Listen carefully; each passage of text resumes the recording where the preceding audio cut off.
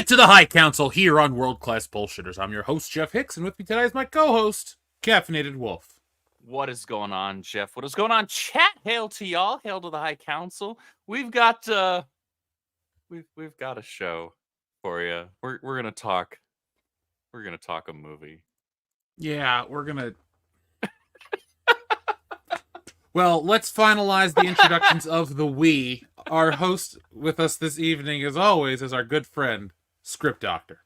You know, with great responsibility comes great power. You know, I took notes in the movie we're going to talk about because I talked about it on the podcast, but we're going to talk about the ramifications, the impact, other people's opinions who have seen the film. Like, you, Script, saw it at the largest screening in Canada with 2 people in attendance. So this movie is legendary for just how epic of a flop it is. And folks, we're going to have so much fun with it. The best part is, this movie is a dumpster fire on every level, and it's not woke. It was not one of these, like, people are like, it's a girl boss movie. It is 0% that. If anyone is out there telling you it's that, not even hating men. It's actually the Ben Parker character. All the male characters, aside from the villain, who's obviously supposed to be bad, are not put down or considered horrible or evil or pathetic or losery or anything of that nature. 0%. It's just bad. It's just bad. Yeah, Isn't it great to talk about a bad movie that's just bad? Thank God. It reminds us that movies can just be bad on their own merits. Yeah. I'm just so happy that I don't have to talk about woke agenda, this or that with this movie or anything. It's just, what is Madam Web? Madam Web is a dumpster fire. And tonight we're going to roast that piece of shit. So have fun with us, folks. Hit the thumbs up button. Hit the share. We're on YouTube. We're on Facebook. We're on X. And we're on Rumble right now. And we're also on camera. So welcome into week 3 of the High Council here on the show. Hopefully you can see what's been added to the collection here. Let's give me a full screen real quick and see if you can take a look at what's back here. What's new this week? What's different? Lots of is that going to start being a thing? I'm going to have to start taking screenshots of your background every single week. I'll send you high resolution. I'll send you high resolution photos, and you can play along with the better pictures. I'll let you cheat a little since we're friends. Hey, if you're not cheating, you're not trying. My man. Lie, cheat, and steal. Yes, Eddie Guerrero. God, I wish. R.I.P. Eddie Guerrero. But anyway, folks. We're going to talk about Madam Web in just a moment and all sorts of stuff tonight. Apparently, another Marvel movie is getting changed, and our good friends at the Mary Sue are having a meltdown that a female-led superhero movie is dying. And this is not the movie to die on. This is not the hill to fight, Mary Sue. This is not the time or the place for you guys to be like, oh, feminism and Madam Web. Well, here's the irony is that Hollywood still wants female-driven stuff. The instead of it just being female-driven, they're like, it still has to be good. Like, that's just it. They just want it to be good because Sony missed that memo with Madam Web. Well, here's the thing that's kind of funny. In the last 48 hours, I have heard, even on President's Day, I've heard my colleagues say, remember Tomb Raider with Angelina Jolie? It was cheesy, but it was good. Remember Charlie's Angels with Cameron Diaz and Drew Barrymore and Lucy Liu? It was cheesy, but it was good. What happened to those? And it's like, because people have actually started to, because a whole generation of writers who did not have any purpose being in the positions they are, thought, all I have to do is just make it female-led and that's it. You don't need the good. And that's kind of how we got here. And the people that are championing for it are looking at it the exact same way these writers are, which is like, well, because it's got a female, it's not doing well. It's going to be the end of them. No, there are tons of producers in Hollywood to this day who says, you get me a banger of a script that's got a female lead, we will get it made. But the thing is, what's coming first in that sentence? Banger of a script. That's all that matters. I would be surprised. I would not be surprised, excuse me, to learn that Madam Web had no script. If it was just like, they got the actors together and they said, all right, guys, we're going to try this. Dakota, make it up as we go. Like, here's the thing, folks. This is one of those situations where, like, I'm recommending the movie personally. Like, I think you should watch it because it's so bad. I'm not saying Catwoman double feature, man. This movie is still better than Elektra, though. Like, I can't watch Elektra. I can sit through Madam Web because Madam Web is, like, made for TV bad. or good if you're like me. Watched Elektra in TV director makes sense. a decade and a half, so I can't necessarily speak to that. But that movie was not good. I like Jennifer Garner, but that movie. I do too. Good.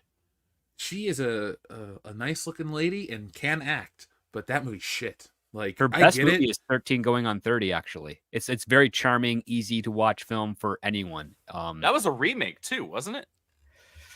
Or Could have been. am I misremembering? I feel like that was a remake. Is that the one with Mark Ruffalo? Yes. Yeah, Mark Ruffalo. Anytime I can press it. Sorry. The second you asked the question, I was here it comes. No, honestly, the reason I asked it is because I know there's that other one about the dresses with Cyclops. 27 so I was like, dresses. So it's either Don't ask Cyclops me or how the I know Hulk. that. Yep. You've dated a woman. I Oh, get it. and That's then how I there's knew the it, one with so- Chris Evans, which is What's Your Number with Anna Faris. Captain America's in one shit.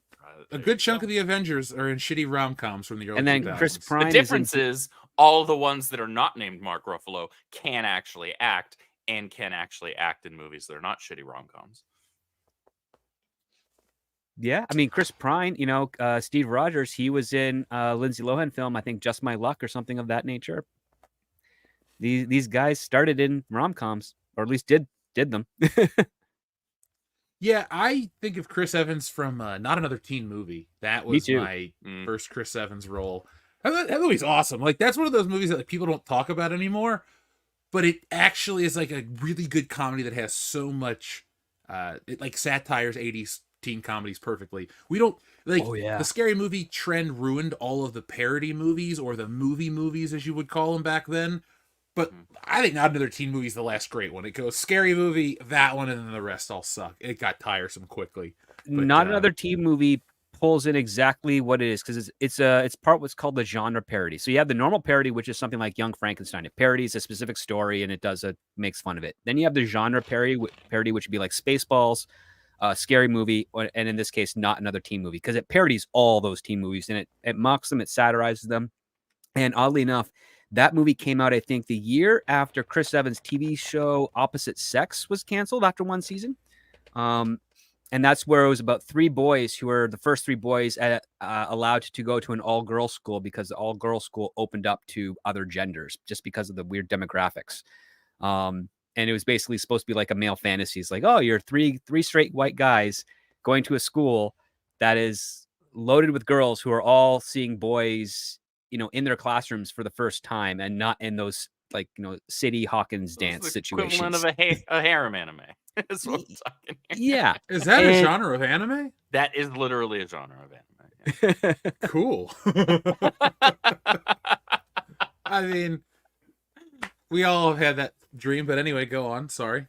Continue. Well, I mean, it's just interesting because there is this point in television and film where they were trying to have fun with men and boys and like specifically like adolescent teenagers, or basically hormone and thriving teenagers, because of the American Pie phenomenon. Yeah. And the funny part is that a lot of the male actors, superhero actors that we have today, all had something to do in that area. That's kind of what birthed them, so to speak. They got their start in these various attempts. Some of them made it to air, some of them never did. Some were feature films. It's all like, this is how Hollywood works. If you are a male lead that has actually done a decently successful romantic comedy or something that involves romance, even in the sexually explicit nature that American Pie was, you were considered a contender to be part of the superhero squad, so to speak, in Hollywood. That is how Robert Pattinson got selected for Batman. It's using that old model. The problem is that the Twilight films that they were referencing from was so genre specific. It wasn't dependent on him being in those movies. It was a byproduct of him being in those movies.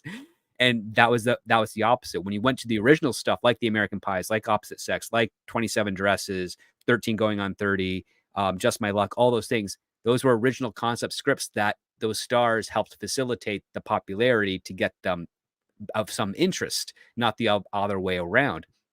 And that's something to really kind of fascinate, because that goes into Madam Web, where the only reason Dakota Johnson is in this is because of 50 Shades of Grey, which again is an adaptation of a saucy novel inspired by Twilight, I think. and it's doesn't have the same audience demographic as what this movie would have. And the No. other part too is Dakota Johnson is a talent legacy from parents that are moderately talented. Like she's actually at the threshold of what her mother and father were Hollywood wise. And she's kind of method and she's kind of grounded. And you're asking her to be in essentially a fantasy film about superheroes in New York in a setting where they don't do anything of value for that setting. 2003, show it. It's not enough to just show us stuff that's about 2003. There has to be a specific reason why that year is important in order for this movie to take place at that point in time. You're telling me that the Pepsi cans and the Beyonce album and that Britney Spears song that kept playing throughout the dream Toxic. and like you're telling me that wasn't enough to tell you it was 2003, man? Like I the think cell tell you phone what, that though, got it's broken not even that. It's like, what's the point of it being 2003? to have Spider-Man be born in this movie for some reason. Like that was it. I mean, It's a gimmick to try and line up with the MCU. Because if Peter Parker was born in 2003, like the MCU Peter Parker, he would be about 20 now, which means he's going into college, or it just kind of tries to pair it up closer to that as a marketing technique, mind you, to fool general audiences into thinking that this is a pseudo prequel to Spider-Man Homecoming. which if audiences weren't stupid, they would see through this in the first trailer they watch, because we know in the Spider-Man movie, that mask and all that crap, that's Tony Stark evolving that Peter Parker look. How do all the Spider people in Madam Web have Spider-Man costumes with almost the same web pattern on the ones that come from the jungle? They have the Spider-Man web pattern over their faces. It's just, I'm like, what am I watching? Yeah, I had it no was- clue exactly what it was. I love on the nose comic book stuff.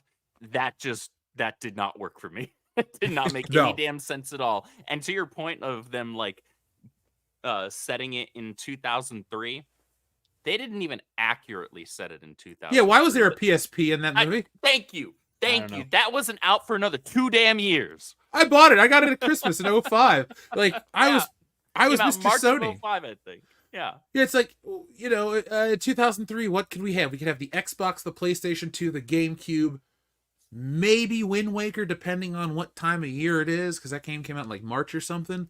But like, yeah, it was the most lazy. Like, I'm going to read these super chats. We're going to continue on, but this, folks, is the most lazy movie out there. And we're going to talk about the Chris Stuckman stuff, how he refuses to review it. And I'm going to make a video about that tomorrow because I have a lot to say on the topic. And now that I have a new setup to film, let's get to it. People like these. They've been doing well. So we're going to do more videos starting tomorrow. Folks, real quick, though, while we're early in the show, there will not be a High Council next week. I'll be out of town going to Seattle for Emerald City Comic Con next weekend. So if you're in the Seattle area and you want to come hang out with WCBS, let's just be honest, it'll just be me this time. Come hang out, meet me. I'll be at the con. I'm going to the con to just kind of, hang out with, meet Laser Pants and hang out with a couple other people. I got all kinds of stuff going on, but it'd be even better if you guys could make it. So that'll be Emerald City Comic Con. I got special passes for the whole weekend, so come hang out. But no show next week or no podcast Thursday, but I'm looking into getting some kind of special live or some special presentation for you guys made so you won't miss us too much. I know it's starting to gear up and get exciting again. We don't want to stop, but we have to for travel's sake. But don't worry, folks. WCBS has always got you covered. Xavier to God always has us covered here. He says, is it worse than Eternals or Marvels or Catwoman? It's better than Eternals. It's better than the Marvels. It's like a Catwoman level piece of crap. So if you can watch something for like the Eternals and the Marvels, okay, Marvels isn't funny and it doesn't land and the plot is stupid. Yes, but it's never so stupid that it's laughable. It's kind of like, oh God, you will roll your eyes and cringe. We're going to talk about it without kind of spoiling it, but like the ending of this movie ends with the letter S. Like literally, the letter S is the most impactful thing in this goddamn movie. Quite literally impactful, actually. Yeah. Wait, was it the S or the P? I thought it was the S that hit him, but I it thought could it was be the P. But maybe you're right. I don't want to watch this movie again. I distinctly remember. See, now I'm having two different. I'm having a Madam Web moment apparently, where I'm seeing two different futures. The movie's got me that fucked up now apparently. You could have 'Cause I'm drank on tonight's show. That'll help you get fucked up. Got my wine. Oh yeah, shit, I'm the one not drinking. Yeah, you're the empty-handed one, man. I distinctly remember in that sequence the S getting ready to fall, and I feel like I remember in one of her like visions the S itself falls, but then I'm also remembering the P falling ultimately, and then like we see his head like in the opening, like in the center of the P. Yeah. So I'm having two different alternate histories play out in my head right now. I'm happy to be Both- wrong. It's Both just were shitty. Either way, you don't. Pepsi killed somebody at the end of the day. Yeah, I mean, the framing of that shot. I mean, I got Highlander flashbacks. I'm like, they're trying to do the Silver Cup Studios framing of it. I'm like, okay, well, real original. Thank you, S.J. Clarkson, and your derivative TV directing. There can be only one. God, this. I'm glad that everyone else sees the TV comparison, because this just feels like a made-for-TV movie from 2003. So, folks, like on the that's Sci-Fi Channel. Yeah, this feels like if you Complete really with want to the feel quality of special effects. yeah, dude, this movie has like no action. They cut out the car chases. Like They use their editing to try and ramp it up, and it doesn't work. no, Like the quick cuts speaking of are like, editing- what is this going on? What are these weird camera angles? Who is on set right now? Speaking like of 6 editing, people because so- no one was in those sets. Yeah, well, and Jeff, I think I texted you this. I'm curious to get your guys' thoughts before we like super dive in. Like, I have no issue believing that this was just a bad script front to back from the beginning, but I'm curious, did this already likely bad script get butchered even further in editorial? Probably yes.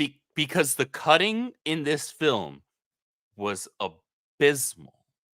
I was having difficulties just trying to make sense of what was happening. It felt so disjointed. It has the hallmarks of a feature film that the studio abandoned and just pushed out because they didn't want to lose the release date, which means that they didn't put any extra money in it. They figured out, okay, this is our assembly cut. This is the stuff we need. We're not going to do reshoots. We are going to cut any of the higher post-production required scenes around. We're going to minimize them in any way. That's something that I expected. Yeah. And we're just going to get this out of here because this movie, and I know this because if I had the screener, so I didn't have any of the previews or any of the other stuff, is only an hour and 40 odd minutes. It's like not a 2 hour if you count the credits, yeah, it's like an hour and 40 minutes or just shy of an hour and 40 minutes. Tack on the credits, it's like an hour 50. Something like that. Yes.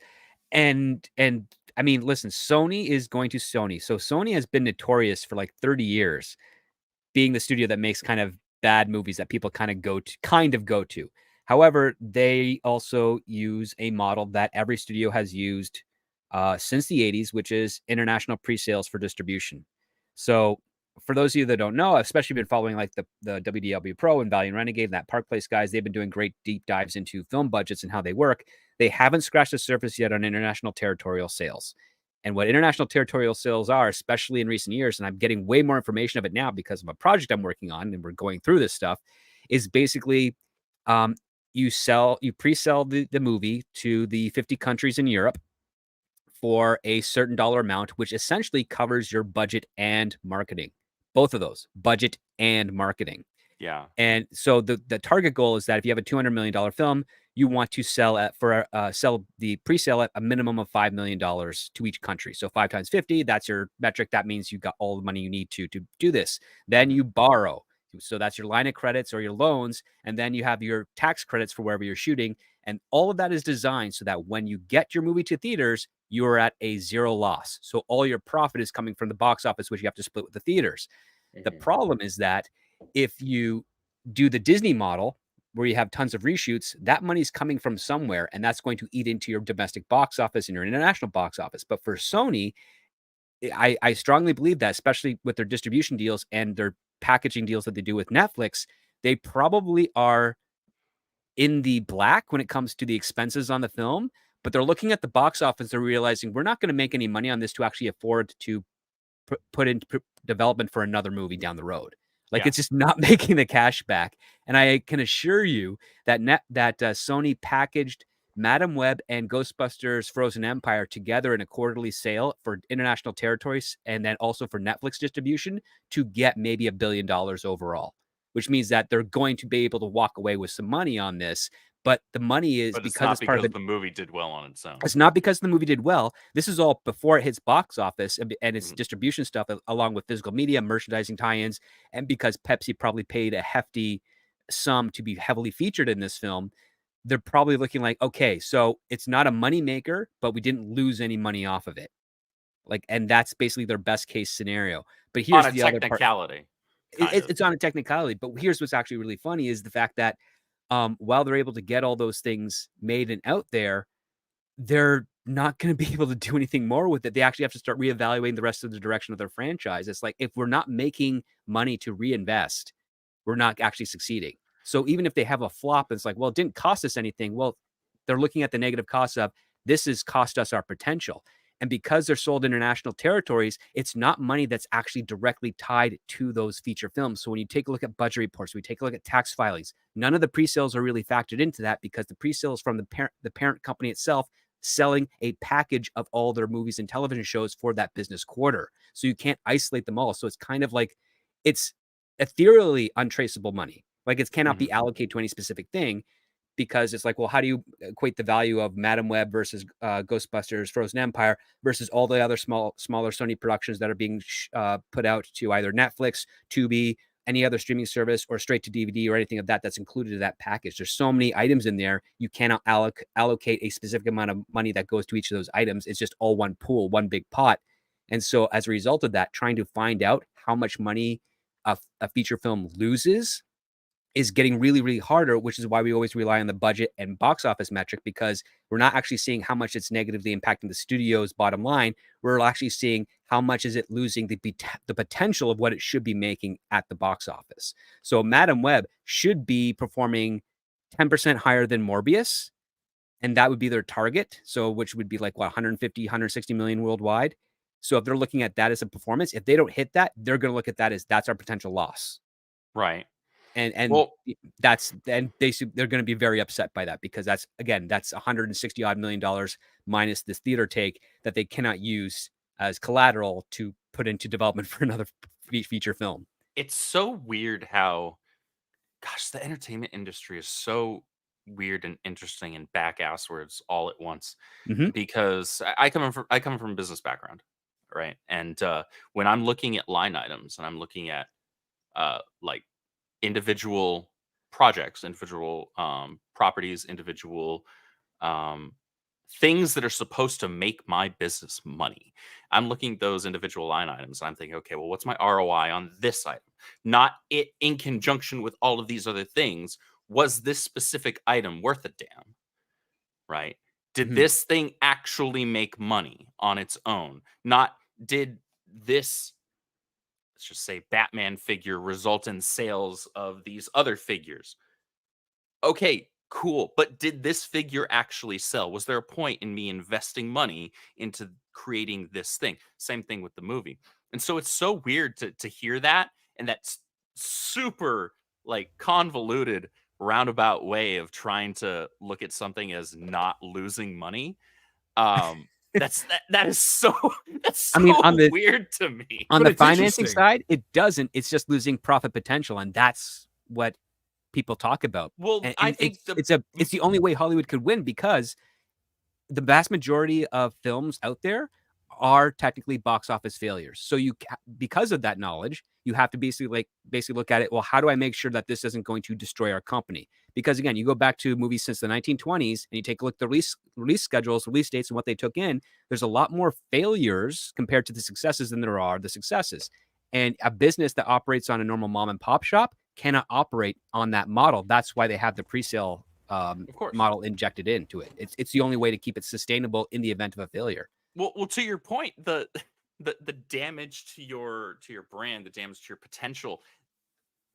Disney and Sony are not doing that. They're not. Right. They're not taking that into account, because if they were, they would not be pumping out this garbage, because No. that's exactly what's happening. They're damaging these time-honored, prior to now, and timeless properties and brands, to the point where, like, if Sony was to finally nut the fuck up and be like, you know what, maybe we should stop just pumping out like spider adjacent films. Maybe we should put out a damn Spider-Man film. I don't fucking know. Let's try it. Maybe people actually care more about Peter Parker than they do about all these other jabronis. I right? mean, it's Even- like it even made if they're $2 cool billion characters. almost.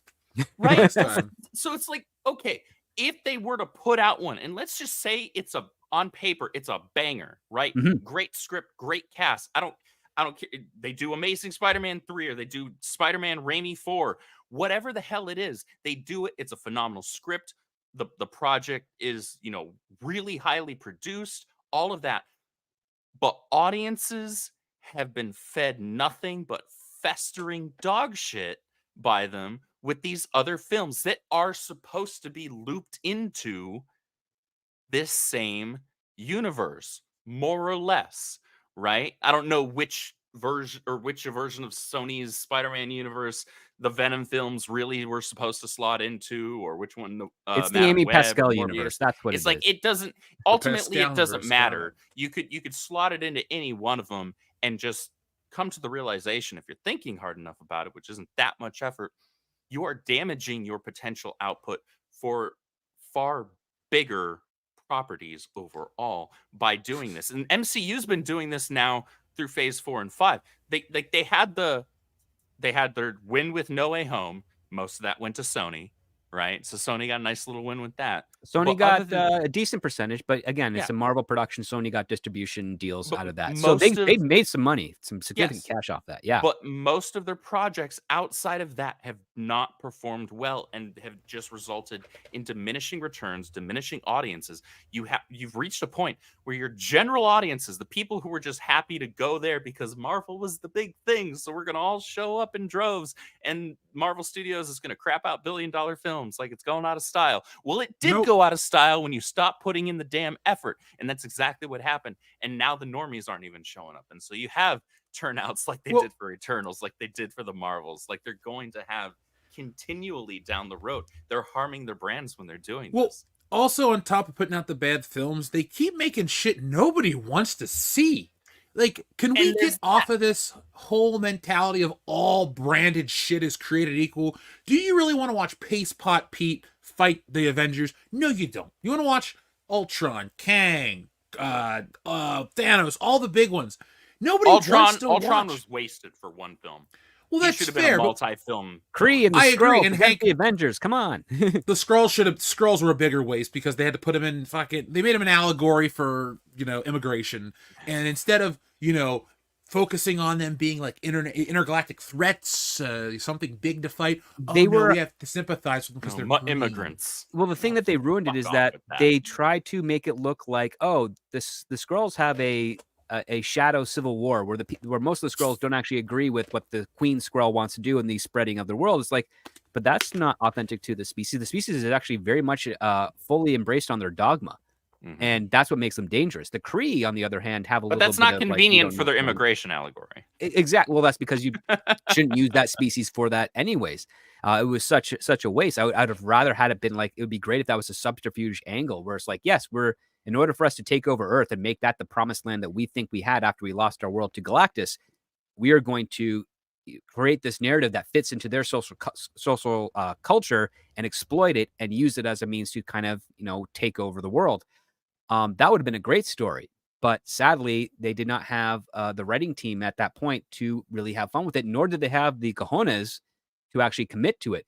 The other part here is that on the Sony side of things, like Tom Rothman is a very budget conscious individual. He doesn't like superhero films, but he likes spending as little money as possible on these movies because he knows about the math. He knows the movie math and he knows how to get the enough profit and enough development money out of it so that the operation can run. Like when he took over, he got rid of Sony's streaming service. There's Crackle, and then there's another Sony streaming service that had Powers. Remember that short-lived show that was based off the comic book? wow. That was a Sony production. Yeah, I completely forgot that even I used to watch it existed. on the PlayStation. Yes.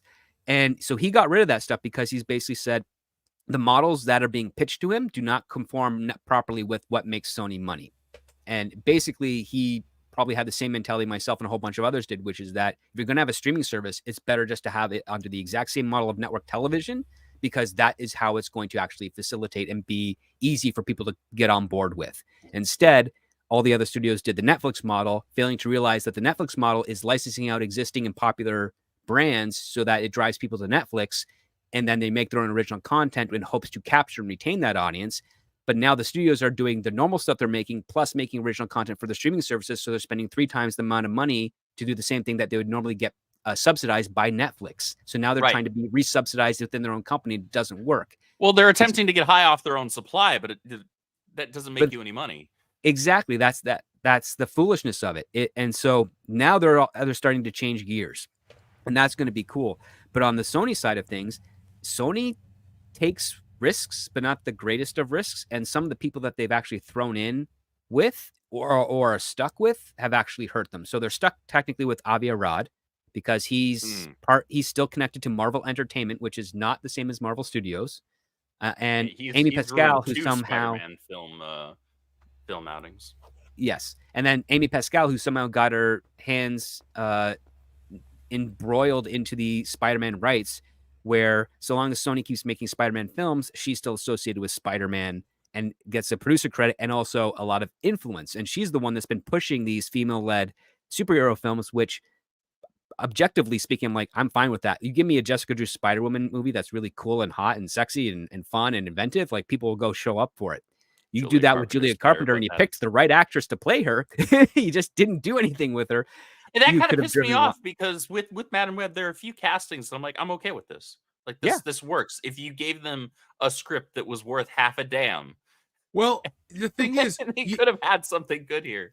I don't think most of the people in the audience realize there's no superheroing in this movie. None that shit you see in the trailer is 2 flashbacks. Yeah. It's one's a flash forward. Yeah, and then they're both flash forwards, excuse me. They're 2 flash forwards. Still. Yeah. And then it's fucking, look, I know we're taking the actual approach with the Sony stuff, but I just want to say again how terrible this movie is and how enjoyable this movie is. And it's so fascinating that, this producer, Amy Pascal, wanted to have this female-led superhero team, but there's no team, there's no female superheroes. It's literally an EMT drives around teenage girls in a taxi cab through New York, and and then a more interesting and accurate premise would be to say that the chick that plays Madam Web, I forget the actress. Dakota Johnson, daughter of Sonny Crockett. Yeah, she drives Sydney Sweeney around in a mini skirt, in through half the movie. That's a more interesting premise. And they're aged down to the point where it's weird because it's not I was like, y'all are trying to hide it so much, and it's not. I don't find. But here's the thing, though. What I call weird and consider weird is the fact that it's like Dawson's Creek, where James Vanderbeek is not 17 years old. He's 25 and playing a kid in high school. Sydney Sweeney's almost 30, playing a 16-year-old girl. Well, and the only way Smallville were all in their early 20s when they were filming the first season. They were supposed to be 16, 17. Yeah, but this is a woman like Sydney Sweeney doesn't look like a kid at all. Mm-hmm. It's if you tried, it's like Robin Williams and Jack, except Jack is played for laughs. This is trying to pass off some hot actress as this young version, and then she's going to age up and wear the costume, which you really don't see. And it's okay too, because all these people are on the internet upset. We were deprived of this and that. No, you weren't. You weren't deprived of anything. There is no flip side to this movie where you go, my God, is Madam Web brilliant, or my God, is Madam Web impactful. If you fix this movie, you just have a really below average film. What you have now is dog shit to the room degree of fun. So I mean, I would have been down even. Sorry, go ahead. I was gonna say we're in a good place with this. I'm very fascinated to see how the Spider-Verse moves forward, because I don't know the numbers off the top of my head, but it feels like the impact, at least from the second Into the Spider-Verse, isn't the same as the first one. The first one, no, it's not. Pre-pandemic, that movie was huge. Everybody was into it. They listened to the music. The art style was unique. People loved it. Second one came out, people liked it, but nobody talks about it anymore. And I think that's a problem with movies. You have to add to the fact that people don't talk about that. The Spider-Man 2 game, successful, kind of fell off real quick. Nobody talks about that anymore. Oh yeah, that came out. Yeah, exactly. That came out. Then you had Morbius, which it's Morbin time. That's a great joke, but nobody remembers the movie. You have 2 Venom films, and Craven comes out, I think, this year, and nobody cares. And this is billions of dollars this company has invested in it. But to get back to the point you guys wanted to make that I want to bounce off of, you turn people off. Like, I'm the Spider-Man guy that's going to go, oh, I'm going to go see this shit because it's this character or that character. It's going to be fun. I haven't seen Morbius. I fell asleep in Venom. Oh, 2. you still haven't seen Morbius? Oh, okay. No, Me neither. It was not good. I wanted to like it so much. I got Morbius up here on the shelf. I like the character enough to own him. He chills next to the Vulture and the Green Goblin because they all fly. But I wanted to like that movie. Okay, real quick, I wouldn't say Morbius is a great character. Morbius is a character. He gets overblown because he's in Spider-Man, but he's a fucking vampire, and he's kind of weird back in the day. And then he's a plasma sucker with this shit on his hands because of the cop, because of the parent-teacher cartoon. council. Yeah, but he saved She-Hulk's life, though. Like that's the only significant thing he has in his background is that he saved She-Hulk's life. And you know what? In the comic book, I'm glad he. Wait, that's in the comic, right? Not in the show. That's in Sensational She-Hulk, yeah, because the gamma rays are killing her, and his blood research is what saves her, so that she can go switch back and forth. I'm butchering the narrative of that because I read all these comic books like in a binge. Brother, they butchered the She-Hulk show, but they butchered the show, so there's there's no. But the thing is, it's like what it is constantly is things that people don't want. It's like when I go to Ollie's, folks. You love when I go into Ollie's and look at toys and talk about this stuff. I see that. People just don't want what's in Ollie's. So as I go, like for the next while, it's just going to be the same. Like when they bring in new stuff, this old stuff will still be there as the moral of the story. Those same 65 copies of the Admiral Holdo figure will still be there. People aren't buying them. What they're doing is they're watching my videos and they're leaving me Easter eggs in the store. This week when I went out, somebody put googly eyes on the Eternals figures, and I was like, all right, well, there we go. I put it in the video. Yeah, somebody wrote me a note once that said Jeff WCBS on a box. I was like, all right, cool. And here's the funny part. I didn't notice it, but I filmed it. So I guess, subconsciously I was like, cool. That's so awesome. But the thing is, we're living in this Spider-Verse where it's been populated by unwanted things, and now it's being populated by more unwanted things. And so there's a limit. Audiences, money's tight. The economy is what it is.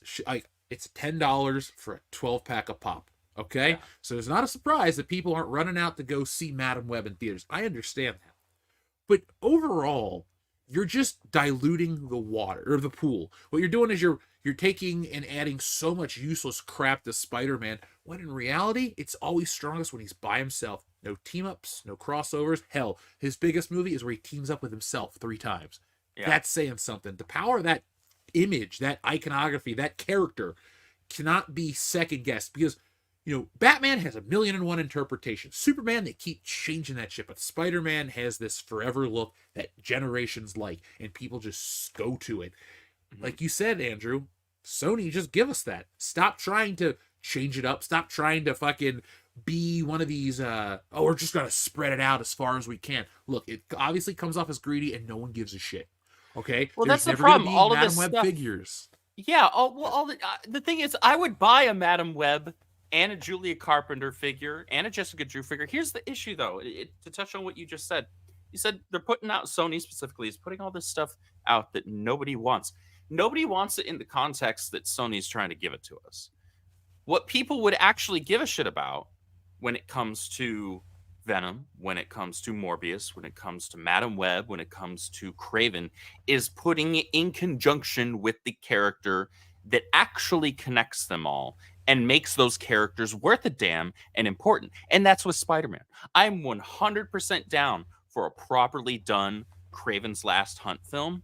I'm 100% down with a Venom and Carnage and Spidey film. I'm 100% down with Spider-Man and Morbius. 100% down with him and including Madam Web at some point. Like, you got to get a little bit further down in the storytelling to like introduce Madam Web and make that feel like it makes sense to me personally. It would, but I don't think it would ever, honestly, because not in the she's- span of like the movies, it's difficult to do that. But what I'm bro, getting let's at just be is honest. She's just nostalgic because she's in the cartoon.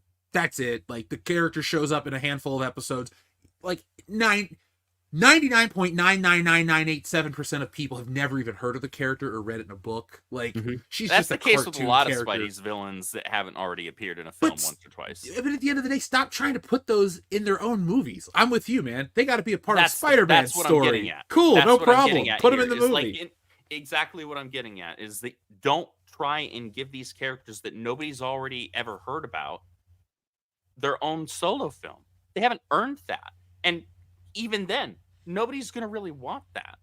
Ever. You put them in the context of a Spider-Man film, like make them an important side character or make them the central villain.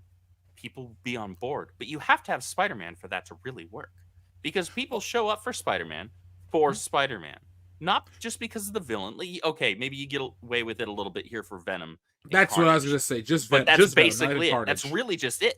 That's really it, right? Yeah. So it's a massive mistake. I will never understand Sony's obsession with pumping out these Spider-Man adjacent films that involve like characters of varying levels of importance from the Spider-Man mythos, but they're getting their own solo film when that there's no point in that. Like I don't give a shit. Like No. I like these characters.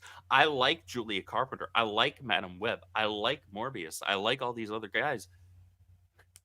I want them in a Spider-Man story. I'm not gonna, just as I'm not gonna go and pick up a 300-page Madam Web graphic novel. It'd be every appearance ever. You Yeah, got it all in would one be shot. more than that. Actually, It'd be repeated more probably. than that. Yeah, Three times over. 300 pages would be more than that, honestly. And that's if I were to include multiple iterations of Madam Web too. So, yeah, it's why? Stop it. Just make Spider-Man. Well, but dude, and I'm with you. I wouldn't change anything you said. I would add to that. That is a bigger problem across all branded entertainment today. All of it. Everybody thinks they have these fucking brands that you can do anything with, and Star Wars proves that to you too, because you can't. The thing that people gravitated towards with Star Wars were the characters. They were never, it's the story, it's the stuff, but it's the characters that we all can relate to and we all come back for all the time. Not all of the characters are good, and sometimes the characters are done wrong, like Boba Fett. And so we're living high on fucking 1979, technically, the special on TV and the action figure. But like we're living high on almost 46 years of nostalgia and all this shit. And it's like, okay, fine, but you're still producing crap. But it's Star Wars branded crap. And this is just more of that. It's branded crap. Give us... All that does is hurt that brand. Yeah. We want meat. We don't want the fucking gristle. All filler is bullshit. We want meat. So stop trying to pump it. The thing is, like, it's very intentional to stretch the brand. Like, to use a food analogy. Oh, I got a little bit of soup left. Let's pour a shitload of water in it and sell it. It's like when the Three Stooges needed to make chicken soup, so they took a raw chicken and they poured hot water over it, and that's the chicken soup. That's what these movies are. It's like they're that flavorless. It's just water. It's the cheap. And Madam Web looks so cheap. Like, folks, that's the fun of it. That's the fun of this movie. It looks so shitty. It's so underwhelming. It's so funny. It's flat. Like when you think of some of these superhero movies, the good ones at least in terms of the last like 20 years, they have depth on screen. The framing is beautiful. Madam Web is just like Machinima or Bat in the Sun Productions. Oh God, That's yeah. Madam Web level. Am I wrong though? No, you're not wrong, but we are missing one very important bonus, I would say, for Madam Web, and that is this is the first Spider-Man movie that features Uncle Ben, and he doesn't die. Yeah! I mean, I knew the story, so I knew he wasn't going to die, but I liked the character so much, I was like, wait, this is actually the Uncle Ben? All right, like, I like Adam Scott. I can't believe he's playing Uncle Ben, but, I found that so He's funny. the right I age for it at that point. Didn't He's like realize 45-ish. I didn't realize that he was playing Uncle Ben until I actually saw the film. 'Cause Nor did I don't like. I knew that he was in the film, like the character Uncle Ben. I didn't know that's who was playing him. So I was like, "Wait, are you serious?" Yeah, Uncle Ben's a paramedic. And this is the first... I mean, we see Peter's mom in The Amazing Spider-Man 2, but we get to see Mary Parker in this movie, played by Emma Roberts. It's like, it's really weird casting, too. But I guess she's the She's right age tiny. now. I'm not Well, she's sure the I right age, but agree she's with the tiny. casting. Like she's like 5 feet. Yeah, I'm not sure So I is agree Tom with the Holland. casting there, but I guess you could do worse. You could do worse. You could do worse, but the thing that bugged me the most about this movie is the fact that Dakota Johnson's character spends less than a day with these girls, travels to Peru for a week, leaving those girls with Uncle Ben, then comes back, and for some reason the girls are more attached to Mhm. Madam Webb Cassie than they are to Uncle Ben, who should literally be like their first pseudo father figure during Yeah. the course of that week. They should actually be more Especially based on the dialogue in the movie of them talk that scene where they like talk the about popcorn like and how stuff. their Yeah. families are just like non-existent to them. You know, Aranya's mother Oh, died and her her father dad was getting deported. deported, and then There's so much BS in that.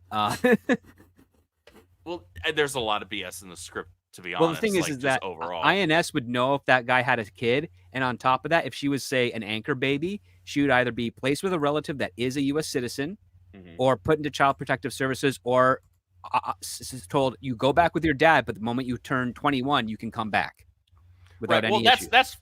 that's far from the only bullshit in the movie, because at one point, Cassie is like she's wanted for kidnapping. But they So- don't know it's her. That's even the iron. That's the funny part. It's like they don't know that it's her. They just know that someone took these Well, kids. they're positing two different things, right? They're saying that this person is wanted for kidnapping, but they don't actually know who she is. But which is it? Because if you know who she is and this specific person is wanted for kidnapping, how the fuck did she get on a flight to Peru? Especially when you're 2 years post 9/11. Yeah. Oh God, yeah, wait. Duh. Wow, I missed that completely. I was just, everything else was so dumb that I just bought into it. I'm like, wow, that it's kind of like the fifth Indiana Jones movie. They're kind of on the lookout for him for murder, yet you just go to the airport. Even in the 60s, you're just like walking right in. No one's gonna notice you on television. Like this, I guess that wasn't the biggest problem with this movie either. I couldn't stop laughing at it. Like, Well, that's the thing, and I agree with you. I don't know if I necessarily say it's so bad it's good, but it's the type of bad where it's laughably bad. So I was Yep. able to just like laugh at what was happening because I was just so aghast rather than like being irritated and annoyed and hating everything that was on screen. I was just like, this is bad, but it's somehow so bad that I'm laughing. because that's how I feel. Like, for being, I'll call myself the Spider-Man guy. Like, honestly, You on are. YouTube, find somebody that's gonna know this shit or care about it or even able to produce stuff. Like, I like the character that much that it got me into making comics. Mm-hmm. I don't give a shit about Madam Web, and so many of us don't. Like, we're really scraping the bottom of the barrel here. You really shouldn't make any of these movies. Just flat out. Like, just stop. Craven's gonna flop. I'm sure it'll do Oh, better yeah. than Madam Web. I'm sure it'll be better than... You know what? I'm gonna go out and say Craven will not be more enjoyable to watch than Madam Web, because Craven will be very competently made, but kind of boring, and have like some really stupid shit that pisses off purists.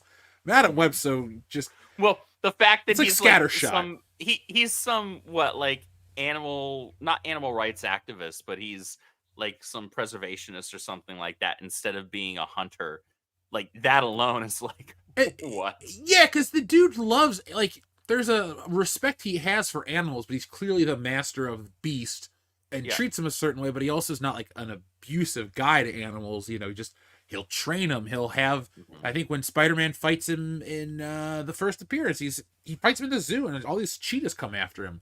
And I don't know if Craven's in the original Sinister Six. I can't remember all the top of my head all of a He's sudden. in one version of them, but my understanding He's an of A Craven is version, but I that don't think it was the original. he's in touch with animals. He hunts the ones that could actually hurt other animals. Like that's one of the things. Like if there's a lion that's predatory against like a herd of zebras or something, he will either try to deter the lion, or if he has to, he will kill the lion, because the zebras need to have their own ecosystem, so to speak. Yeah.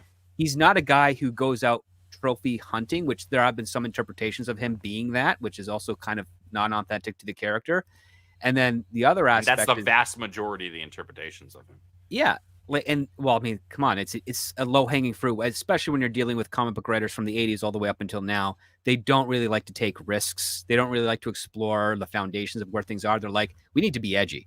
Why? Because edgy sells. You need to get Sure. people talking about it. You can be a I little will- faithful here and there, but we've seen the numbers of those books kind of decline in comparison to the the spectacles, as you were. I will posit, however, that's like the same type of argument that you and I usually get into when it comes to Batman. How like Sure. the slightly darker, or maybe even significantly darker and more brooding version of him. Not sometimes they go to an extreme where, like, for me, it's like, it's not really believable, man. But like, just in general, a darker version of Batman is kind of the, for lack of a better term, in the public eye, the definitive versions, the version Oh people yeah. audiences are most, and that's not just like normie audiences, right? That's general comic book readers, vast majority of their exposure. That's the one that tends to sell the best. That's the one that Mhm. they get the most eyes on. Craven is kind of the same with that, because you are correct. That's different from how he necessarily originally was. We're going all the way back. However, like, for a really, really, really long period of time, like demonstrably longer, by orders of magnitude, his characterization and presentation have been this other thing. Oh yeah, because again, it's dictated by fan reception and the dollar. Like that's how it works. It's like, okay, we did this story with Craven. He's doing this. People responded well to it. Well, right. If that's what sells, we'll keep doing it until it doesn't sell anymore. And you end up shaping If the only they culture. do that with some of the other heroes. You would think. I mean, listen, the other part too is like, They're again, so selective with that. we've seen characters in some books that they push certain angles that fans have liked, and it ends up being detrimental to those characters overall and their legacy. I mean, that's just the nature of the beast. Mhm. Sometimes audiences can like something that doesn't actually work well, but we don't blame the audience for that. We're just like, okay, well, that's just the progression of trying to meet market demands. I think also sometimes people, and this could be kind of a multifaceted issue. People will enjoy something as a one-off, and maybe it Mhm. was just intended as a one-off, but those people that enjoy it don't necessarily realize at the time that the response to that one-off then informs the producers that that's the direction they should just go in perpetuity, right? And that's where you get that damaging of characters. Well, you get the Killing Joke. It took a decade after that for them to actually realize what they can do with Barbara Gordon. Yeah. With Birds of Prey and Oracle and all that stuff. They took something that Alan Moore wrote as a one-off. Editorial loved it because it sold well, and then they're like, "Well, what are we going to do now with Barbara Gordon?" And they struggled, and they introduced Oracle with the No Man Land stuff and all that, and it kind of worked, but it didn't track well. Then I can't remember who it was, but it was someone who talked to Chuck Dixon about making the Birds of Prey with this pair, and it ended up being a pretty decent, solid run. Like it sold well for a number of years, which for a brand new title, which was really rare in the late 90s, early 2000s. Like those things, I mean, you bring a brand new title that's not a Batman direct title. Oh yeah, book, like you're late probably 90s, going to early be kissing it goodbye 2000s. after 12 issues. Yeah, if that, like late 90s, early 2000s, like your bread and butter was stuff that you knew was already long standing and working. Like new stuff was incredibly uncommon. New stuff that was extremely successful on that level, even more so.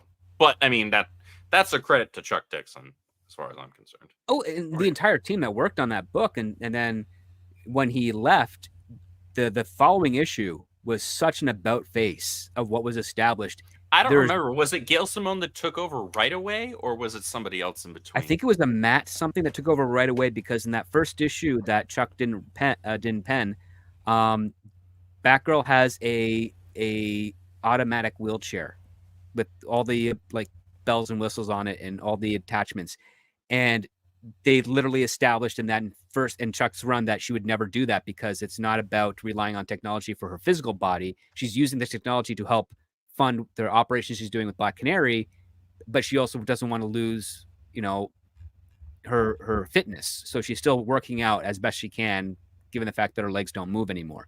And Yeah. she's always preferred the manual wheelchair as opposed to a powered wheelchair. And in the first issue that she's not, that Chuck Okay. doesn't write, she's got a powered wheelchair with even a Bats logo on it somewhere. Right. So I just double checked. Chuck wrote it up through issue 55. Gail took over at 56. Gail took over at 56. Yep. There you go. 56 to 108. Ugh. And Yeah. So, I mean, I had the pleasure of reading her New 52 Batgirl as well. which isn't the worst thing that she's ever written, but it was not. It's very not the good. worst thing, but Gail Simone is on the TV side of things. She is notoriously known for having a lot of help. I'll put it that way. Well, that's because, at least from what I've heard from people who have worked with her or alongside her in some capacity, she's not good with deadlines when it comes to writing stuff. So a lot of times she has to have. That's the most charitable thing I've heard about her. Well, I've heard quite a few things as well, but like that was specifically with regards to like that's in relation to her having like other people around her working with her on the writing side, because like she can't freaking finish a damn script, it seems. I avoid her work. She's just a name I That's go, a good. nope. That's Jeff Nope, Loeb's nope, got the nope. same problem. He's not good with deadlines either. Who is? which one? Jeff Loeb. He's another guy I'm not really excited to read his work. Like his classic stuff, yeah, I'm there for it, but well, like he borrows a lot from movies. big time. I mean, big time. And the other part too is he doesn't write with a direction. Well, And that's one of a my big all-time problem. favorite comic book arcs was written by Jeff Loeb, and that was the return of Supergirl in the early 2000s Superman and Batman team-up series. I That have was that book. Extremely well done. As a fan of all those characters, and Kara Zor-El is my second favorite DC character overall. Was that the So- one that was inspired by Flight of the Navigator, or am I thinking of another? That might be it. They adapted it into an animated feature too. They did. Batman, Yeah, with Superman, or Apocalypse, right? Superman, Batman, Yep. Apocalypse, yeah. Yeah, Which you right, cannot okay. actually find apparently anymore. Like they stopped physically producing it, and it is not streaming anywhere legally. I thought I own the DVD. Paramount, or not Paramount. I thought HBO would have everything on there because it's the DC They hub. did What's for the a excuse? while. They did for a while. DC, well, also DC had their own freaking streaming service that had all of their Yep. animated stuff for a while. And then Buddy, they I parsed signed out up for some a of it. whole year. Like when you could do it in advance, like 1 or 2 years, and you pay X Yeah. amount up front. I did it. I was like, sweet, finally, Batman the Animated Series on my phone. Dude, I binged so much of DC's animated backlog when they came out with that. I was like, oh fuck yeah. It's so much better than Marvel's animated backlog, and I know people are gonna like try to glean from it, but realistically, no. Even you as the I love Yeah. I love Spider-Man, but you are the Spider guy here, and even you Yes. can admit that show does not hold up well. No, I watched it again on Saturday because with all this X-Men talk, like I'm a '90s kid. I'm not. We might be world Same. class, but we also have a heart. Here on Spider-Man this and channel. X-Men were part of my freaking religion, Yeah. basically, growing And, up. and so this Saturday, I had a little time, and I thought I got a day off to actually enjoy my life. What am I gonna do? So in the morning, because I was up way too early for a Saturday, put on cartoons. I watched Batman and X-Men. And I realized X-Men does not hold up in terms of animation. It looks terrible compared to Batman. Batman looks awesome. Like, Batman is fluid and beautiful and painted to the nth degree. But Marvel, and that's what people have to remember. This is a story to get you into this. This is the lead-in. Everything outside of Marvel's books was second-rate up until about the 90s. And I know you're thinking, but Jeff, in the 1980s, they had the Secret Wars toys. Those toys suck. You might be nostalgic for them, but look at them. They paint half the bodies. They're dog shit when you compare them to the Superpowers line from Kenner, but those were the DC figures. DC was a much bigger thing back then. It was only recently has Marvel, in my lifetime, really upped their game and now overtaken DC in certain ways. But, you know, for the longest time, DC always had that, like, for example, you might get international backers or random fly-by-night presentations to get random fly-by-night investors or just random bullshit to make your Marvel shows. Ralston Purina owned Marvel at one point in time, like the dog food company. Like, that's who owned Marvel. Their shit was all over the place. I'm not saying it's good that Disney bought them. Not at all. Don't misconstrue my words. But, like, for decades, their stuff has always been second-rate, folks. And through the, lens of time now, none of it's been preserved. And it not only is bad, like, it was produced quickly and cheaply. Like, I watched the Fantastic Four cartoon because, with all the talk of the movie, like 6 people, I thought, I'll watch an episode of this show, too. Dude, That what are you show's talking about? We garbage. get Pedro Pascal as Reed Richards. That's the best. Dude, he can All right, stretch his head. I He tried can finishing finally that sentence. kiss his own ass. That's what I want to see, all the Wait. CGI. You just fucking do it, man, right there. There Kiss you everyone's go. ass, too. Like, I don't know. I know, like, I guess he did some political shit or people are angry at that. I can't follow it enough to, like, get on a high horse and bitch about it. Sorry, I don't follow him. but he's just fine. Like I don't think he's the right choice for Mr. Fantastic. He's a horrible choice for Mr. Shave the Fantastic. goddamn mustache, bro. Please. The character doesn't have it. Like Inspector Dude, Gadget had he it in one episode. I'm glad they got It's rid of Reed it. not Ricardo. even just a mustache. He always has this like shaggy ass beard that makes him look homeless. He just looks dirty. He just like he doesn't. Reed Richards, outside of very specific instances and there are narrative plot induced reasons for them, Reed Richards is a very clean looking guy.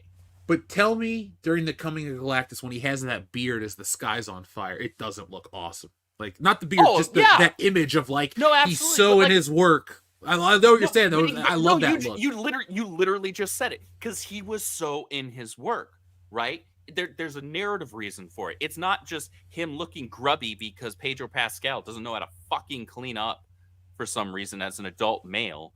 $5 says that this movie looks and feels like West Side Story. Like, it's going to be made like a 60s movie, but in all of the wrong ways for what the superhero movies are supposed to be.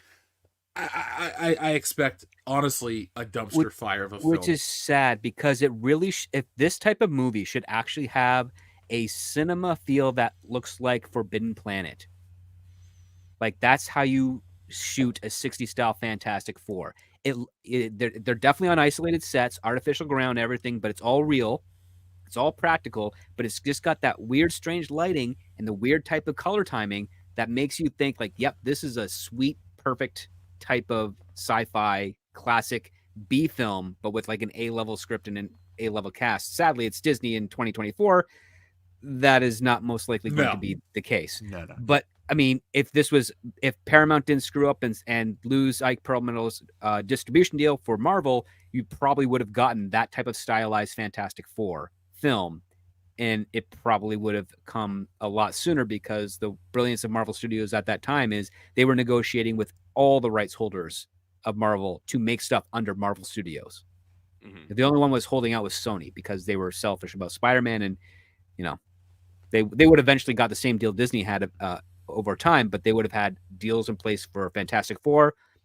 They already had it in place with Universal for Hulk. They were already working on stuff with X-Men before Disney swooped in and bought the distribution contract.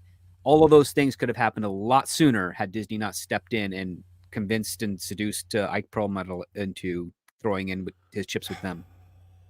Damn it, Disney. You ruin everything.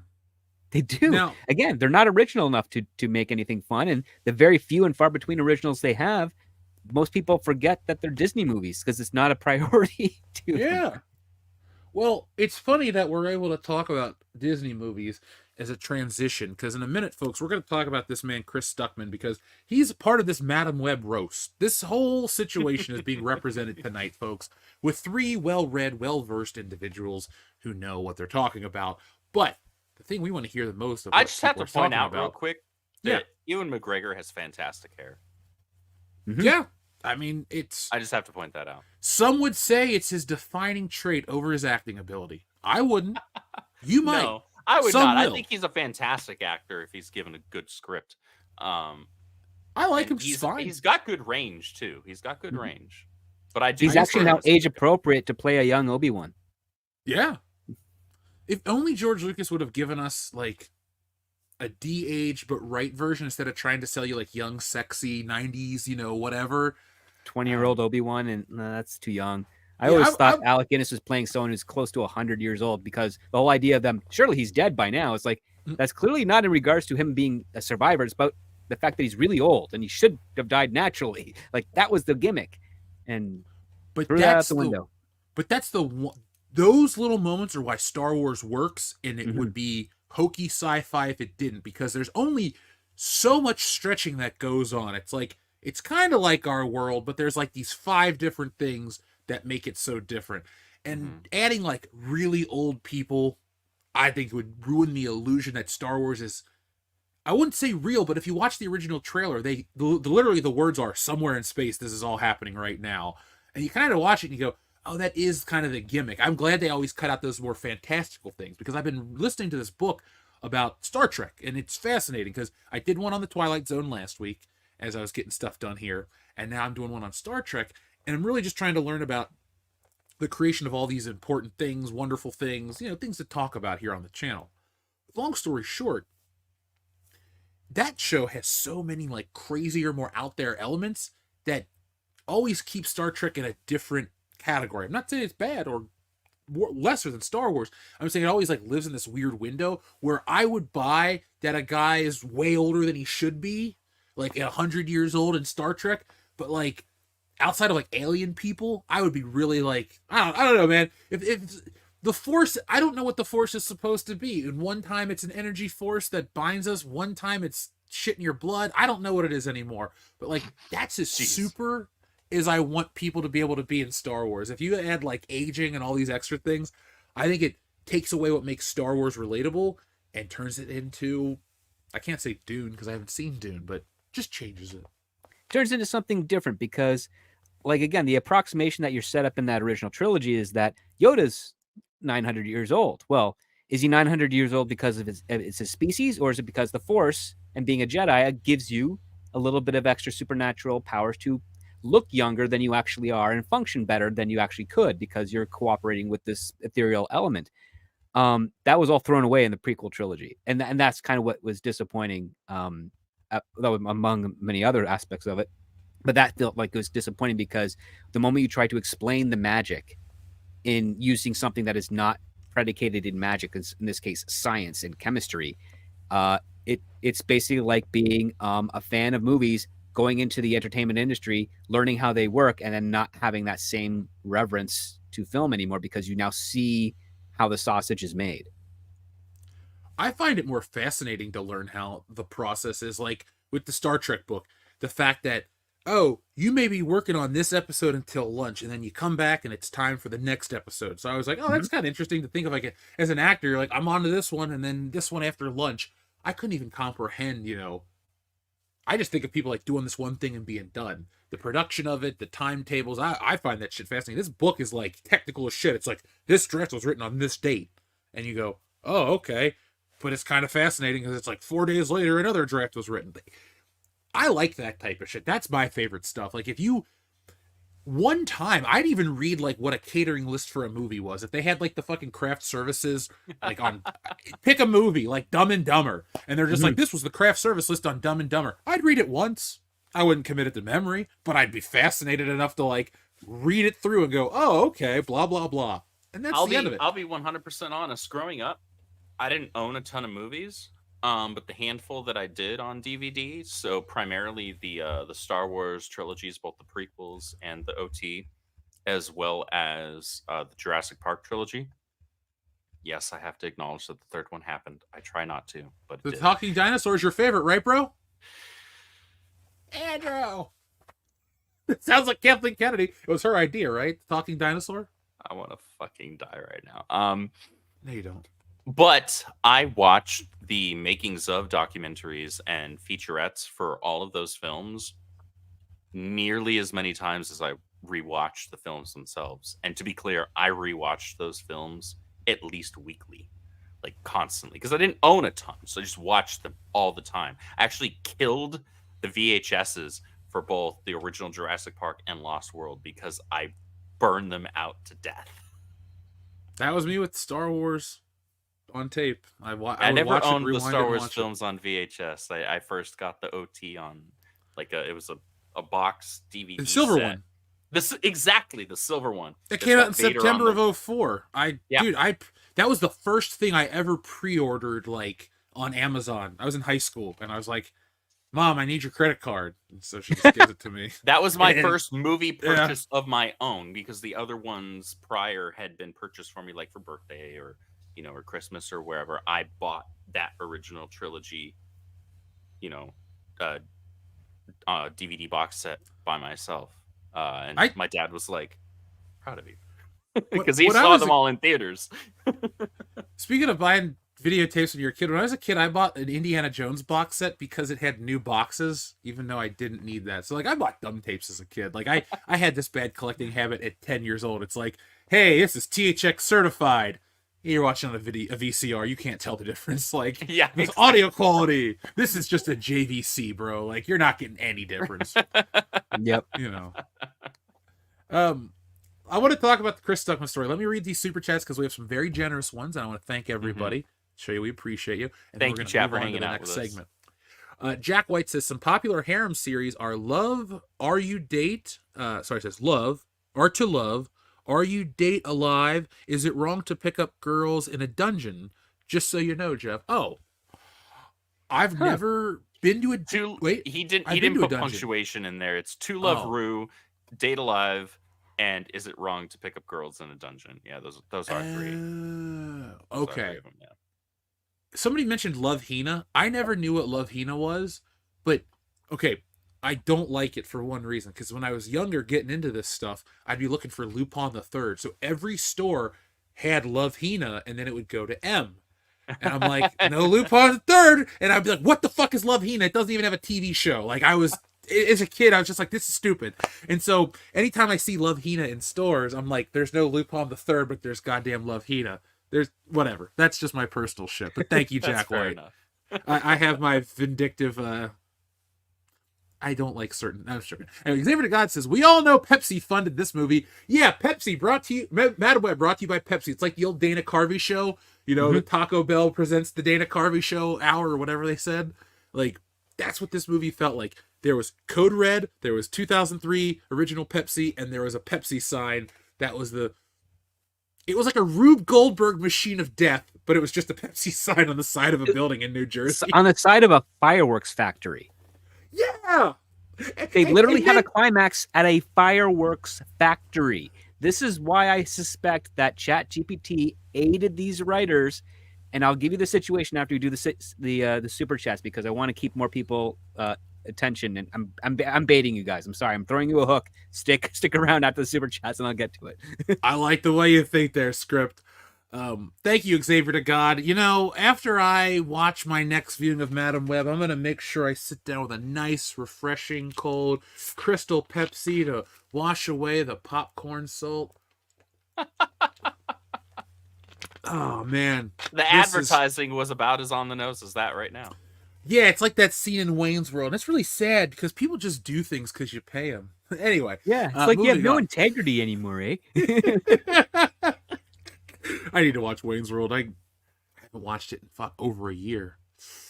That's bad for me. When I'm not watching my favorites, there's something up. I was watching it when I was cutting in clips for my making fun of the Snyderverse stuff of Rebel Moon because I used some of the clips of the TV station in there. Aurora, dude. Wayne's World is just like when you talk about your like top 20 favorites of all time. I think Wayne's World's my top 10. Like that's one of those like always locked in there. Because like McDonald's, man, it's funny. I'm gonna do a video, folks, on how McDonald's changed my film going experience. Because if it wasn't for McDonald's, I would have never discovered Back to the Future, Wayne's World, Charlotte's Web, and a handful of other movies. So thank you, McDonald's. Your food's terrible, but the licensing agreements you did for your movies was life-changing. Xavier to God, thank you very much for other super chat. He says, it seems like they were not allowed to say Spider-Man. Well, they did. Spider-Man wasn't a thing yet. Yeah, but they did talk about it like that spider guy. I wish they would have Right. been like, yeah, that No, dude, Spider-Man. It was Ceiling Guy. Yeah, the ceiling. Sorry, excuse me. Ceiling guy, crawling guy. That name, dude, I was like, Ceiling Guy. Really? This is what we're doing right now? So when I watched the trailer and everything, I was like, okay, this is Ezekiel, because Ezekiel pops up in the J. Michael Straczynski run, and I don't like the spider totem, but whatever. But then when he had the suit on for a minute, I was like, they should have made him more like the tarantula. Because you can't, like, Sony, you're not going to be able to make a tarantula movie in the future. For those who don't know, Tarantula is just some Mexican guy in a suit that Spider-Man fights. He's got these poison-tipped shoes, kind of like Rosa Klebb in From Russia with Love. Except he's got two of them, and there's all these famous... Okay, there's two, because they're famous because they kind of are the same cover, just from different books, and they're completely different stories, but it's like first issue of Peter Parker Spectacular Spider-Man, a Spider-Man on this wall, and there's like, he's at college, and Mary Jane and Flash Thompson are on the ground, and this dude's like flying out of feet first. That's who I thought this character was supposed to be in Madam Web. And I was like, cool, Well, we'll finally get Tarantula. They Nope. took some things from that, but like changed it. It's like they took the concept and they were like, but we're gonna do our own thing with it because reasons. Well, because they know better. And look, the more we do in stream, and the more I read about writing and the production of, iconic classics and even just basic movies and stuff like that. I've been really, keying in on that stuff. And you just got to get the right people. I don't even think you need to be like necessarily fans of anything. You just need to be fans of like what you're making. And I don't think anybody was a fan of what Madam Web was. Like when we get to the Chat GPT section in a second, folks, you're going to some of the cast were a fan, but not all of them. Well, I think No. Sydney Sweeney at least was a fan insofar as like she wanted to like do some justice to this. She was actually excited about it. At least she certainly came across as that way in interviews, right? Where she actually had some sort of personal investment there, but you could tell the writers didn't. You could tell that the cinematographers didn't. You could tell that Sony didn't. Oh, God. Our friend Shrubbles08, thank you. He's a little late tonight, guys. He says, the word of the day is twant. Madam Twant, fistful of twant, 7 twants, and how Stella got her twant back. By the way, one of our listeners... 7 twants. Yeah. Thank you for twanting. Ooh, I like that one. Dude, where's my twant? The Maltese twant. Lord of the Twants. You know what's funny is I want to change it to Michael Flatley, Lord of the Twants. There we go. It's a different title technically. Yeah. River The Twants. Twant There we Brothers. go. The Yeah. Twant Brothers. Let's see. Live free or twant hard. Oh, Mission nice. Untwantable. You just say Mission Untwantable? Yeah. That's you have good ones every week. That's my favorite one you've ever done because now I want to do something with Mission Untwantable. That's Jeff's next book series after Wokebusters, guys. Yeah, Mission Untwantable. I have no clue. Honestly, though, the guys and I are going to do spy stuff in the future. Either we're going to wait till James Bond goes public domain or we'll make something in 2026. So be on the lookout. Shrubbles08 says, I'll take another one and a random button, please. Of course, Shrubbles08. So here is your random button. What are my thoughts about what? Running for re-election in 2026. That's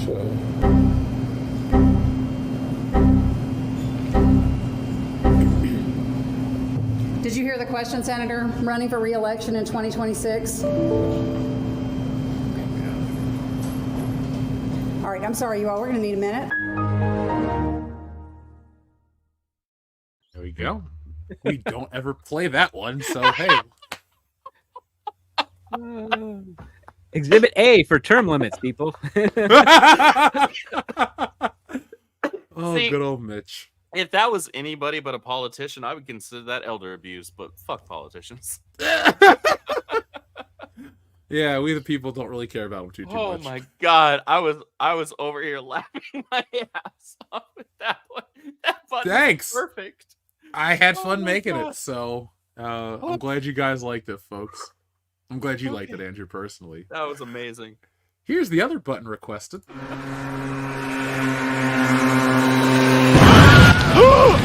Another one.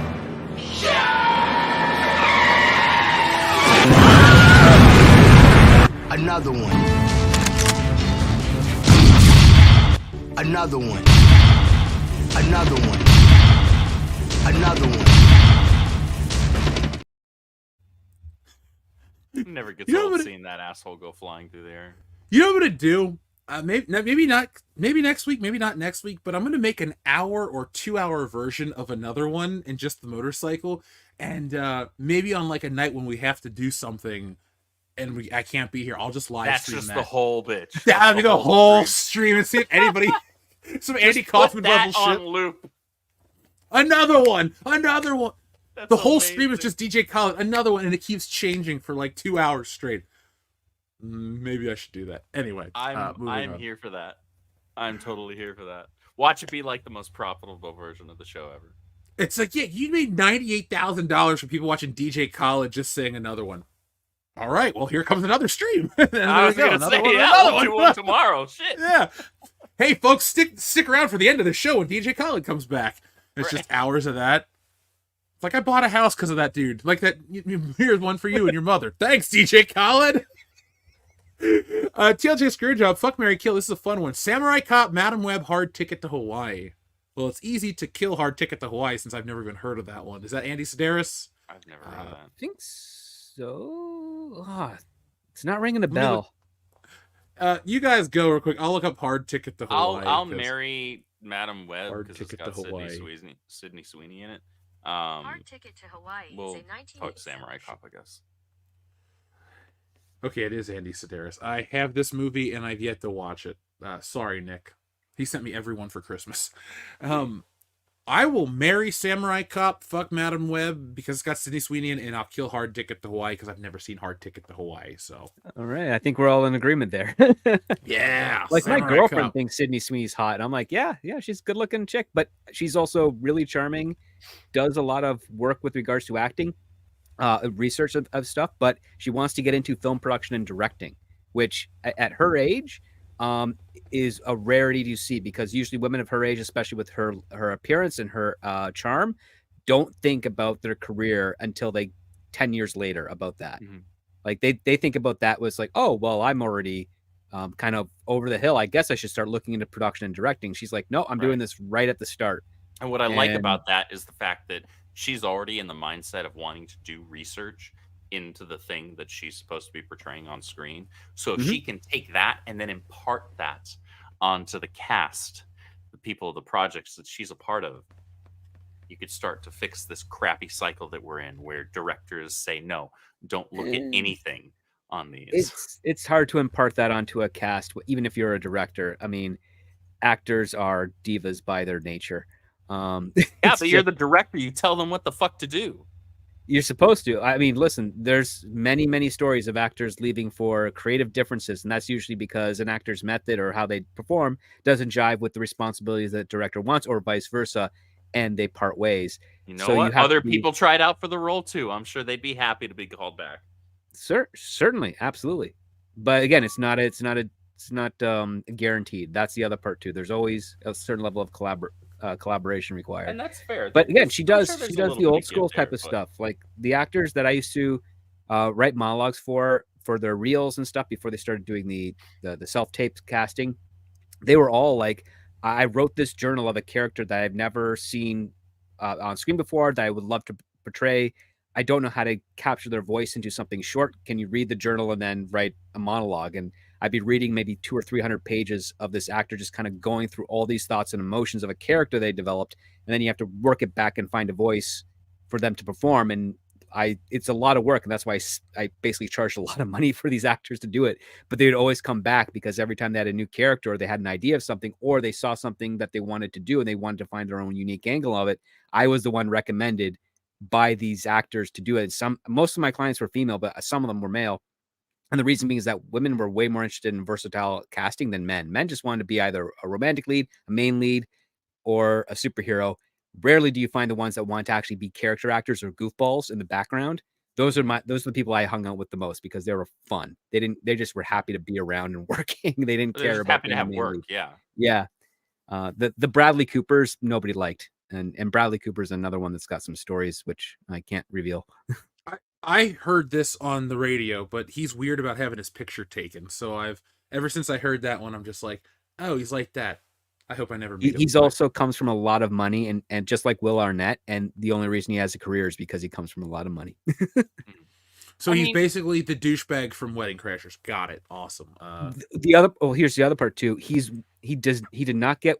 I mean, he's a graduate of Juilliard, but he was actually told he doesn't understand comedy. And when you see the Wedding Crashers, you completely understand why he doesn't understand comedy, because he plays that role straight when he's supposed to be playing it for laughs. Because you actually think he's a danger to his fiance in that movie. Yeah, you do. And that is not good. And the fact that he's in like Wet Hot American Summer and all those things, and he's the least memorable part of it, speaks to why he should not have done comedy. And also when he started getting more involved in the Hangover films, because those are the only times people actually recognize his name, the Hangover movies started to suck. And I wasn't a fan of the first one, because I'm like, I'm watching it, I'm thinking, the dude's on the roof. If you know anything about Las Vegas, you know you can't open windows to most places there unless they have like a screen on the outside. and it's like everybody in the audience I was in didn't laugh, and they were all ahead of the movie by a good hour. So even like when they brought in Mike Tyson, like, really, you're throwing this curveball in there? What's he gonna do? Punch Andy from The Office? Oh yeah, he does. Okay. Boom, Ed Helms went down. You talk about living through something that I'm happy is over is The Hangover. Liked the first one, hated the second one, tolerated the third one. I'll never forget when the Old third one school came was out. better. Oh, in every conceivable way, Old School wins. Like Old School's one of those movies. I like Wedding Crashers maybe more than Old School, but Old School is like an awesome movie. Like for that early 2000s. I know one's Todd Phillips, and I don't even know who the fuck directed Wedding Crashers, but Old School's the shit. Like I even like Road Trip. I like a lot of the Todd Phillips movies, except Hangover 2. Not a fan. It's fucking terrible. Anyway, our friend Trace XL sends a very generous super chat. Trace, thank you very much, my friend. He says, you could do Kraven versus Spider-Man. Things go so wild, Silver Sable is hired to kill Kraven, which Peter is against, causing him and Sable to battle as well. At the end of it, Pete and Sable are at least civil, and Kraven is caught. I could see that movie. You'd have to... So I guess you'd have to tie in, like, was it Smokerney, or however you pronounce Silver Sable's homeland? You could have her... I don't know. You could tie in everything, really. You could do it because they're both Eastern European. That's enough. That's enough for a story beat for me. I would watch this. I like that Assassination Nation that came out in like the 80s in the books when Todd McFarlane was drawing it. Silver Sable is an underutilized character. She could be the fun Black Widow, where, you know, Black Widow's got to zip it up a little more because of whatever in modern movie making. But metaphorically speaking, Silver Sable can have it hang out. She can be... she could have her gang of mercenaries. She could be kind of funny. She could still be, you know, whatever. Modern Marvel writers might actually literally make it hang out. Well, the thing is, with her European sensibilities, they're not prudes. Yeah. So she would actually use that as a weapon against her, which is weird because, you know, Black Widow is supposed to be Russian. She's supposed to have the same thing, but for some reason they've Americanized her way too much in the MCU. Only in that first Avengers movie did they clearly show that she used her body to get information and shit. But then they played it and off. that was one of the best scenes in the movie. And it was like one of the opening scenes. Dude, you talk about a movie that has a lot of good scenes. Like, you know, Avengers Assemble is just back to back to back great moments.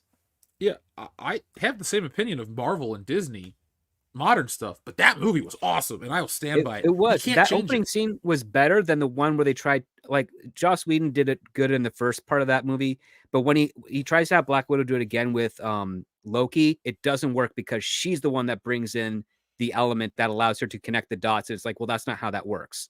The whole idea is that you're asking questions and then he builds the dots for you to connect. And she does it backwards. And she's like, you're a monster. No, you brought the monster. So that's what your plan was, bringing Hulk here. It's like, that is one hell of a terrible dialogue and leap to get to that point. But the method is cool because it's like you're establishing that's how you do it. But Joss Whedon's not smart enough to understand that gimmick that he's playing with, and he actually completely circumvents it in that scene where everybody watches it is like completely fooled at first until you start to really think about, wait, what is she actually saying? Why does she bring up the word monster? She could have been like demon, you're horrible, you're evil, you're a coward. Like there's all these other words that fit that response much better. And if she said any of those words, she would never been able to connect the dots, which means it's a contrived part of the scene, which circumvents her spy ability that we saw expertly done in that first act. And I was like so disappointed with that. I'm like, this is why I hate Joss Whedon. I don't like Joss Whedon. The sensibilities, the shows, any of that shit. Like Firefly's fine. That's the one I go. That's fine, but Firefly. I don't like it. I also love a lot of the cast, so it's hard to not love that show. I like Alan Tudyk and Nathan Fillion. Like everyone else seems fine or was fine. Like Julie State is pretty good. I like Summer Glau in Sarah Connor Chronicles.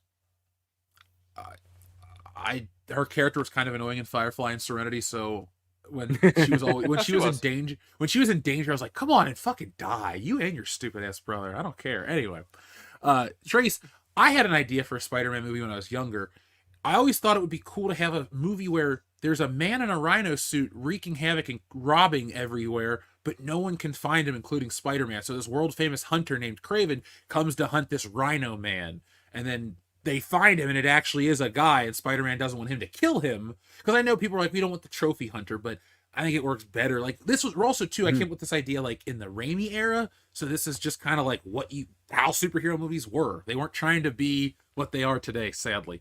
But I always thought that would have been a cool story, to just see Spider-Man fight the Rhino and Kraven the Hunter. And then I even thought you could either do a two-parter, where he's so shamed that he kills himself in the second one after fighting Spider-Man, or if you have to do it in one movie, you could just kind of have him be ashamed and either fuck off or kill himself. I don't care. That movie ain't getting made, so I don't have to worry about the ins and outs, but that would be my basic premise, and I would like to see it. DLJ Screwjob, thank you very much for your generous super chat. He says, I asked a while ago about the greatness of Superman giving up idealized life for bad as well as good of superheroing. But at this point, is it incompetence or malice? Not Madam Web, but in general. I'm missing how you're connecting the two. That's what I was going to ask you guys to go first. Yeah. Yeah, I feel like that's two different things you're positing. As far as Superman giving up the idealized life, I think the responsibility and the ideals that he was raised with by Jonathan and Martha Kent would have him prioritizing the greater good, but at the same time, Clark is able to, this is when you get into the difficult thing with storytelling, where you can lose credibility and relatability and realism with your audience, where you have these characters that on paper they could do both. Like if you have a good writer, you can do both and make it believable. Maybe you leverage the family or something like that at some point or another within the story. But you also don't, a good writer doesn't always need to lean on that. Like that's kind of a cop out. It's like, oh, well, the hero has a family. Okay, so that's always going to be the target. Okay, like sometimes, sure, yeah, you can make that work with certain villains that might actually track. You don't need to always do that. As far as how you're connecting that to Madam Web, I'm at a loss there.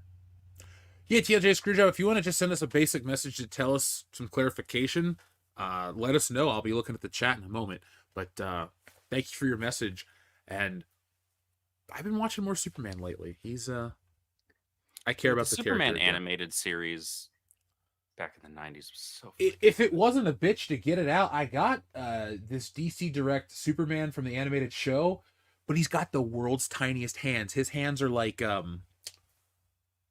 don't know how to describe it. They're like just so tiny. Like Superman it looks almost laughable how tiny the hands are. It's a good figure, but it's tiny hands. I don't think a Superman is having all off. Only the hands. Everything else looks great. Lois Lane's hands, kind of tiny too. My complaint would be stop making action figure fists so tiny, Hasbro and other companies. Just sometimes they're to scale and sometimes they look minuscule and they look like shit. Anyway, Taylor Swift, greater than Disney Star Wars in the MCU, gave us a $1 super chat message. Thank you very much, Taylor Swift, greater than Disney Star Wars and MCU. Always appreciate and happy to have you here in the chat each and every week with us, man. Overkill 161. Hopefully he's gonna make it to the ECC. Oh, that's in the super chat. Never mind. Speaking of Lupin the Third, the first is a better Indiana Jones movie than 4 and 5. See you at ECCC. I shout party boob to draw your attention, sir. I will always answer to party boob.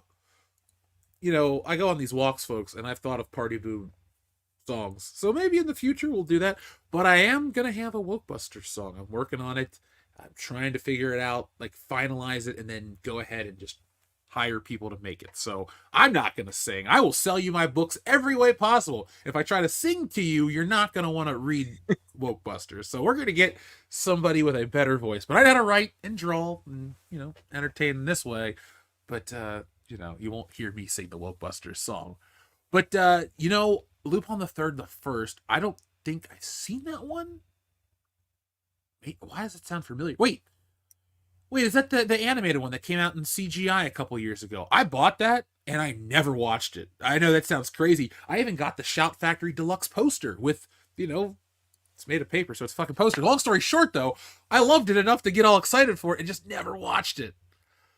Speaking of Lupin, Overkill 161, up here on the shelf, I got the Ghostbusters. 3 of them are trying to fight Zool and a demon dog, and I got Lupin the Third petting the demon dog, so now I'm tying all my shit together. So in a weird world, Lupin can fight the Ghostbusters bad guys.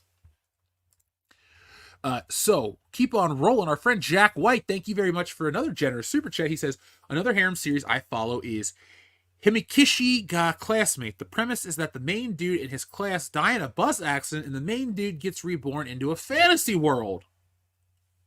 Very Beetlejuice-like. That's my. I think that's my favorite joke in Beetlejuice about Coach. I don't think we survived. Or, you know, Coach, I don't feel so good. I'm not your coach. He survived. I fucking love that scene. Yeah. Oh God, that's Just dumb jocks not getting it. I like that.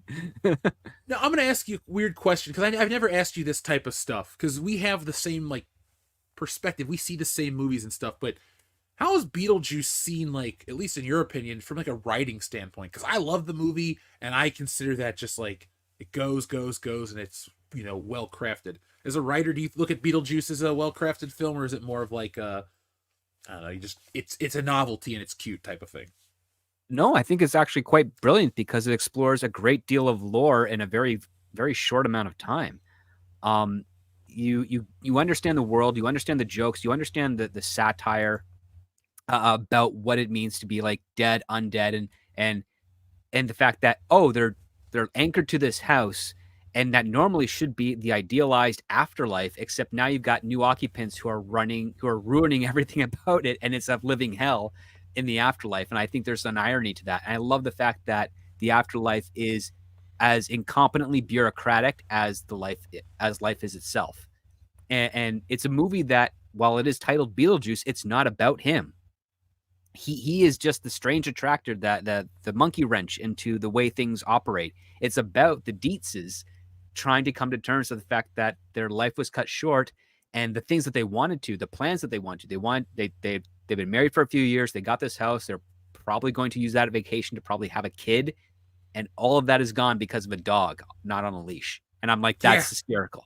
And what they end up being is they end up becoming parents to a kid that has been essentially neglected by her workaholic father and her stepmother, who is so infatuated with her own art and self that she gets no attention. And so all of her methods of trying to seek out attention, being goth, being a loner, being trying to age herself up psychologically, all is getting no attention except for these two ghosts that are trying to get the parents that are like, oh yeah, we'll pay attention to you. You're an interesting kid. Why do you see us?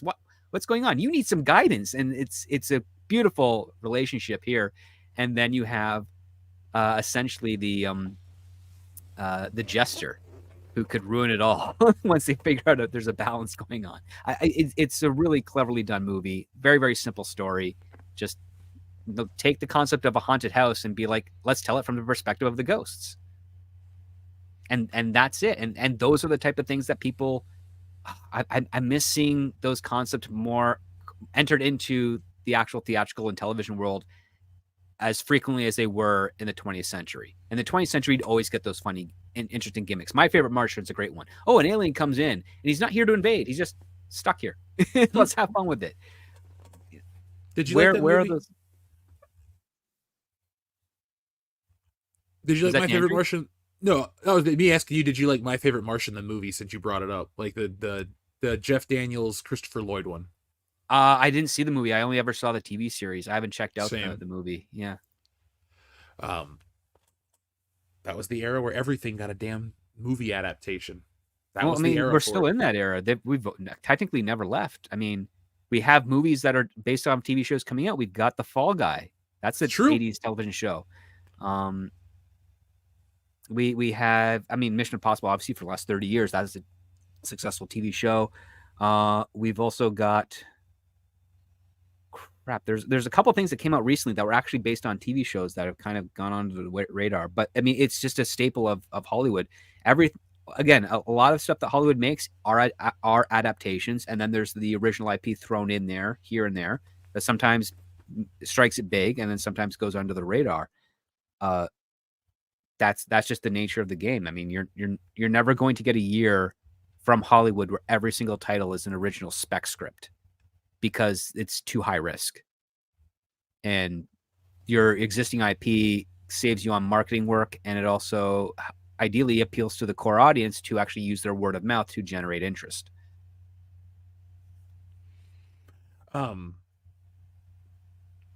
Sorry, I was trying to scroll the chat and then I had a brain fart, so I apologize, script. I was completely No worries. listening until the very last second. I apologize. Let's read two more super chats and then we're going to get into this topic on screen because a lot of people are here. He says, this is Jack White, more about the bus accident anime. He says, but he doesn't get reborn into a hero in said fantasy world. He gets reincarnated and has an AVE master and uses his powers to enable a bunch of... It's As opposed to saying okay. slave, I guess. Yeah, okay. Okay, well, he's just a pervy teenager. Okay. Well, only in Japan. In America, they would that would get canceled, including the artist. But for those wondering, it's called Himikishi ga Classmate. Can somebody in the chat tell me what the GA means? Like, obviously it's something classmate, but I'm just curious what the ga is. And now, TLJ Screwjob. This is a perfect transition, folks. We're going to read everything and more tonight, so keep on sending them in. He says, how credible is Stuckman? This Chris Stuckman on screen right here. He made a best of 2023 list that EFAP tore to shreds, and his number one movie to see before dying was The Force Awakens, which was, yeah. So I'm going to give you a real quick take, and then we're going to talk about everything that's going on screen. But I was once a long-time Chris Stuckman viewer, back in the day when I was training on, art or this or that or other things when we were starting our channel. I always watched those reviews. I was like, yes, somebody's talking about movies. I give a shit. That and his buddy Flick Picks. I watched them all. I was a big fan. But then I stopped watching Chris Stuckman in 2015 when he did a little appearance on Movie Fights with, that cast, and he went on about Brad Bird. And he went on and on and on about how Tomorrowland is this great movie. It doesn't matter. It's Brad Bird. It's Brad Bird. It's Brad Bird. So I was like, all right, I listen to this guy. I watch his videos. Let's see if his faith in Brad Bird is wonderful. And so I went and saw this movie, and it was the biggest piece of shit I had ever seen. And then I started to notice the cracks, meaning, like, opinions are subjective, folks. You can't have the wrong opinion unless you haven't experienced the thing. So if I hold up a can of fucking Zima, and I want to give you a review on Zima, I've never had it, so I can't review it. I have the wrong opinion of, Zima because I can't taste it. I've never been able to accurately present that. But other than that, what I want to say is, folks, everyone's got their own opinion, so I'm always wanting to tell the audience to be respectful, but I will always give my opinion, as well as his takes have been garbage for years, and I stopped watching close to a decade ago. Maybe 2016 is when I stopped watching fully. But it was anybody that was sucking the Disney dick with The Force Awakens, you got yeeted off my feed. I was like, I ain't listening to your shit. Like, it's like I was Roddy Piper and They Live. My sunglasses were on, I saw the garbage, and everyone's like, it's so great. Like, I didn't know that his number one movie to see before dying was The Force Awakens. That's fucking terrible. I'll cuss for that one. It's fucking terrible. It's so stupid. Like, it makes me honestly question your intelligence if you say shit like that publicly and put that out. Like, I'm glad you have the balls to do it, but when you say stupid shit like that, you open yourself up, because there's good criticism, there's bad criticism, there's interesting criticism, there's hot takes, there's whatever. But it's like going for the hot take that always backfires. And that's the story of Chris Stuckman. And that's where we are today, because he's going for the hot take, the anti-review of Madam Web, and it's backfiring. You got people blowing up streams. You got people attacking this guy. I'm making a video tomorrow, which is kind of what I was talking about a moment ago, but it's going to be more well-formed and, well, it's going to be well thought out and informed, because I'm going to do it like this professionally. But my point I'm trying to get at is Chris Stuckman's in some deep shit because he refuses to review Madam Web. Now, I'm reading a YouTube post about this, but I've seen other places, and this is the best I have for context. If I've missed anything, please let me know in the chat. Whenever we talk about YouTubers or other people that aren't big celebrities, my point is this. I don't want to make videos about people that are going to hurt their channels or cause them strife. That's not my style. I will talk about when big stuff goes on, and this is in our sphere, and this is important because we all present integrity. And basically what I'm trying to get at with Chris Stuckman's situation is, when somebody so visible does shit like this, it makes other people who talk about this for fun, or with this channel we're able to do it as a job, like, it causes other people problems, because your integrity is questioned, but you're at such a larger level that it kind of trickles down to everybody else. So this is the discourse right now, according to this post, is Chris Stuckman basically refusing to formally review Madam Web, which he saw, but he doesn't want to bash the film since he's in the process of making his own film. And this is what the person says, and this is what I want to ask you guys about the sentiment. I have seen the sentiment come up more frequently lately, especially because critics are also trying to be influencers, and companies aren't going to want to sponsor you if you're saying negative things about their products. This is going to become more prevalent in the future, I think. I understand that as a film critic that making movies and art in general is hard work. That being said, I'm not going to refuse to write negative reviews if I think it's warranted, and I definitely strive to be professional, blah, blah, blah. That's this person's opinion, Michelle Kistner. But I want to know what you guys think about this sentiment of not wanting to bash movies because we're living in a more corporate world where if you give a bad review, you're shilling, but not shilling. It's like anti-shilling by like not talking about shit. Well, I'm working on this or that. How do you guys feel about this situation? I feel like we're back in 2018 right now, where we really this space, we'll just say, really started hammering away at the access media, and the access media's we called them the shill media for so long because that's Big all time. they wound up doing, and it's because in truth, on paper, they're the access media, and they don't want to lose said access, and therefore they're going to continue scratching the backs of the people who get them that access, who give them the early viewings of these movies or the early review copies of video games or comic books or what have you. They don't want to lose that. There's some notoriety, there's some pride that they hold with that. And so whatever they have to do to retain that, they're going to keep doing until such a time as it is more socially advantageous for them not to. And an example of that, and for whatever reason, the game is escaping me. Oh, that's right, Hogwarts Legacy. So, because of the things that J.K. Rowling has said, it felt more socially convenient and advantageous for certain online rags, digital rags like Kotaku and whatnot, to trash the game and the entire, Rowling's body of work, the entire Wizarding World as an IP, and they wound up not getting review copies. And this has happened with a couple of games since, but they only do that when it's socially advantageous for them, where they believe that the ROI on that is, even though they're not going to get a free review copy of said game or early showing of some movie, they're going to gain social clout and social standing because they're so virtuous, right? To where they're fine making that trade. The access media is an incredibly damaging thing because when the people who are supposed to be giving us more or less objective, you can still add some subjective opinionated stuff. Like I can totally see why some people would have an issue with this, and if I was in their shoes, I could agree with them. I still enjoyed it. Here's specifically why I did. You can pair the two a little bit, but when you are calling yourself a reviewer, then you are definitionally trying to work off of a kind of agreed upon criteria that can be applied to most things in that medium, right? So when I review, I've talked about this numerous times here.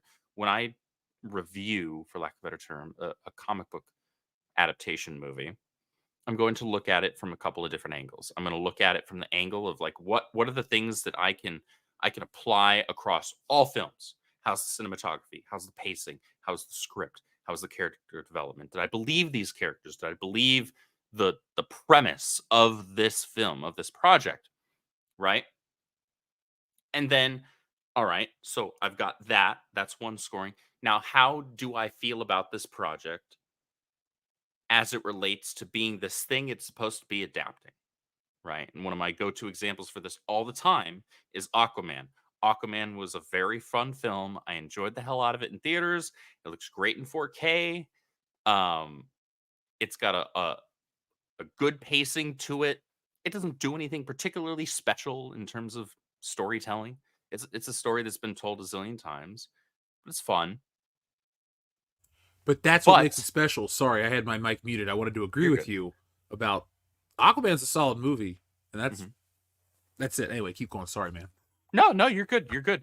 I'll just wrap it up with saying, but then on top of that, I can then over here say, okay, but now how do I feel about it in terms of it adapting Aquaman as a character or an Aquaman story? Well, then it's a little different because that is not Aquaman. That's not Arthur Curry at all, not even remotely. There are storytelling things that happen in that film that are very much an Aquaman story, but the character itself is just non-existent, not there. And so like I don't like what's there presented. If I'm coming to it from the perspective of someone who likes the character of Aquaman, Arthur Curry from the comics, but then if I'm just looking at it in terms of being a moviegoer, so who just wants a fun popcorn flick, it's a ton of fun. And I can't argue that. And when these reviewers in the access media blur those lines to where it feels very intentional that they're no longer like even attempting to be objective, right? They're not trying to pair the two. They're not trying to give you a little bit of this, a little bit of subjectivity, a little bit of objectivity. It should mostly be the latter if they're professing to be reviewers. It just always seems to come across, unless again it's advantageous for them to do otherwise, that they're just shilling for the studios. And that's damaging, I think, to the idea of reviews. Because like at what point do you just like stop trusting reviewers? And I have. I listen to virtually no one. Doesn't matter if it's your favorite website, doesn't matter if it's your favorite YouTuber. There are very few people, I can probably count on one hand and not even need all my fingers, the number of people who, if they tell me this movie is good, go see it, I will just take them at face value. Or if they tell me this movie is not worth your time, I will take them at face value. Do you know when I watch my movie reviews the most? After I've seen said film. Because for me it is, at least anyways, let's say I go see, let's say Spider-Man has a new movie. Let's say I liked it. I want to hear people talk about it in the review, and I want to, again, go down the YouTube rabbit hole. I personally love diving into film criticism after I've seen said film. Sure. Because it's, I don't know, it's like a digital but without conversation somebody you're not a part else's of. preconceptions painting yours. Yeah, and we are really past the prime era of the review, because when YouTube was new, anybody with a fucking camera and like a fucking VHS collection. So I'm thinking like the comic book guy from The Simpsons, that kind of angry whatever in the early days of the internet, like or Web 2.0, whatever, with YouTube, anybody could become these reviewers. And you had so many of them pop up, and so many of them make, waves and do stuff. But they all kind of, died out. Stuckman got into that upper echelon. He's up there in terms of these, with the numbers at least. But I don't think that's a thing people really... I just don't hear people talk about reviewers anymore. We don't have the big because ones. they've lost credibility. Fair. I just also think they've lost credibility and become irrelevant for other reasons, but I do think their lack of credibility has led to their irrelevance. I don't know Leonard Maltin's track record, but Leonard Maltin never really lost credibility for me. He was always just like the guy with the beard that reviewed movies. Mm-hmm. Same with Siskel and Ebert. I stopped watching them, not because they lost credibility. I just didn't care. It's like, do I really need to hear two guys talk about why they didn't like Spider-Man for 2 hours or for a couple minutes when they maybe have never read a Spider-Man comic book? It's like, you know what? It is what it is. The internet gave you that deeper level. But I think Stuckman, like, moving into the creative field's the right thing to do. I had done it. I'm continuing to do stuff with it and expand YouTube. But, you don't have to change. I don't think it's good for your brand or you as a person to just be able to be bought and sold so quickly. Now, I don't have any information or behind the scenes data or anything like that where I can go like, hey, this is exactly how he was paid or this or that. We're just talking about a popular thing that's going on right now, a big topic. Mm-hmm. But, I almost makes me want to do more reviews because I do them for fun. I am college educated. I've written books. I've done these things. I could sit there. I could put on a damn tie right now, and I could present myself in the most boring, cut and dry manner. I could be vanilla white bread, blah, blah, blah, tapioca. I could be bland as shit. Could be, Mark Ruffalo, huh? But that wouldn't be me. If I'm going to review a movie, I'm going to do it, in my own domain in the way I talk about these things. That's why Madam Web Review was so much fun to do, and I'm going to do more stuff like that. I loved watching that movie because for all the wrong reasons. Of course, we'll watch stuff that's good. We're gonna do Dune this way, Dune 2, that is. But I don't know why, outside of the one nefarious reason that you're just trying to cover your own ass, like why you would, not want to review these things that are so bad. Like, I'm actively telling people to go watch it. Like, a Sony executive could watch my, review of this content and go, but that guy still tells people to go see this movie. Embrace it. You embraced Morbin Time by mistake. Embrace Madame Web for being terrible. It's like, it's it's the CW version of Final Destination. That is exactly what that's Madame Web. Oh boy, CW Final Destination. That's appropriately accurate. That's a combo, as it pertains to man. Chris Stuckman. He, I think I saw his 128 hours video. That's the first and only video I ever saw, and from that I knew exactly the type of person he is. He's a fart sniffer. He is a fraud. He only looks at how to make movies as a final, based on the final result of movies, which is not how people who actually are creative and how actually make movies make movies. I knew from that moment on, I don't know how many years ago, that has to be over a decade, that if he ever started making stuff, he would make movies about making movies, which is what a person who doesn't know anything about making movies would only do as their first thing. I went to film school with people that did this as their first thing. The first stuff that I wrote were like things that I knew about, and I didn't know about making movies. So I wrote a story about what my life was like at that time. That's what I did. That's the first type of stories you do. And that's usually the mark of someone who is actually going to succeed in this industry. Chris Stuckman wants to be a filmmaker, but he's made no efforts to actually understand what it means to actually become a filmmaker. I just looked at his Kickstarter, and he doesn't know how to write a log line. That is writing 101. And I've seen his short films when they did come out. I think his first one was literally about an audition with a female actor who I think was his wife, or at least someone he was trying to sleep with, because it's clearly she wasn't very good. He is married because he's from Ohio, and that's all I knew about him. Sorry. Yeah, no, that's quite all right. The thing is that he is peaked. This is as high as he's going to get. His movie will definitely be purchased and ingested by his core base, which is perfectly fine. Make your money the way you make your money. But he'll never be part of the in crowd because he has nothing to say and he has no understanding of what it takes to actually do something in that industry. He is welcome to do his own YouTube videos, crowdfund his own feature films, get them out there to his core audience. He's going to enjoy that to a degree, but he'll never get what he actually wants, which is to be a part of the actual entertainment industry in the inside, in the main circle. A circle I will probably never be a part of, and I don't care because I'm really happy in the circle that I'm in right now, doing the stuff I get to do. He is so far away from where I am, but he's definitely far more profitable on YouTube than I'll ever be because, again, I don't invest in YouTube. I'm a screenwriter who decided to do a little bit of reviews from the screenwriter perspective on my show. I did not start out being a creative, being a reviewer first. Jeff, you started drawing comics and wanting to be an artist before you got into YouTube, which means that your primary focus of education and stuff was creating something else. You happen to fall into the creative aspect. A lot of people, creator that also does YouTube. Yes, a lot of the creators on there, some of the ones that have actually released stuff, they were doing that before they got into YouTube. When you take a look at the inverse, where they started in YouTube first and then became creators, they always fail.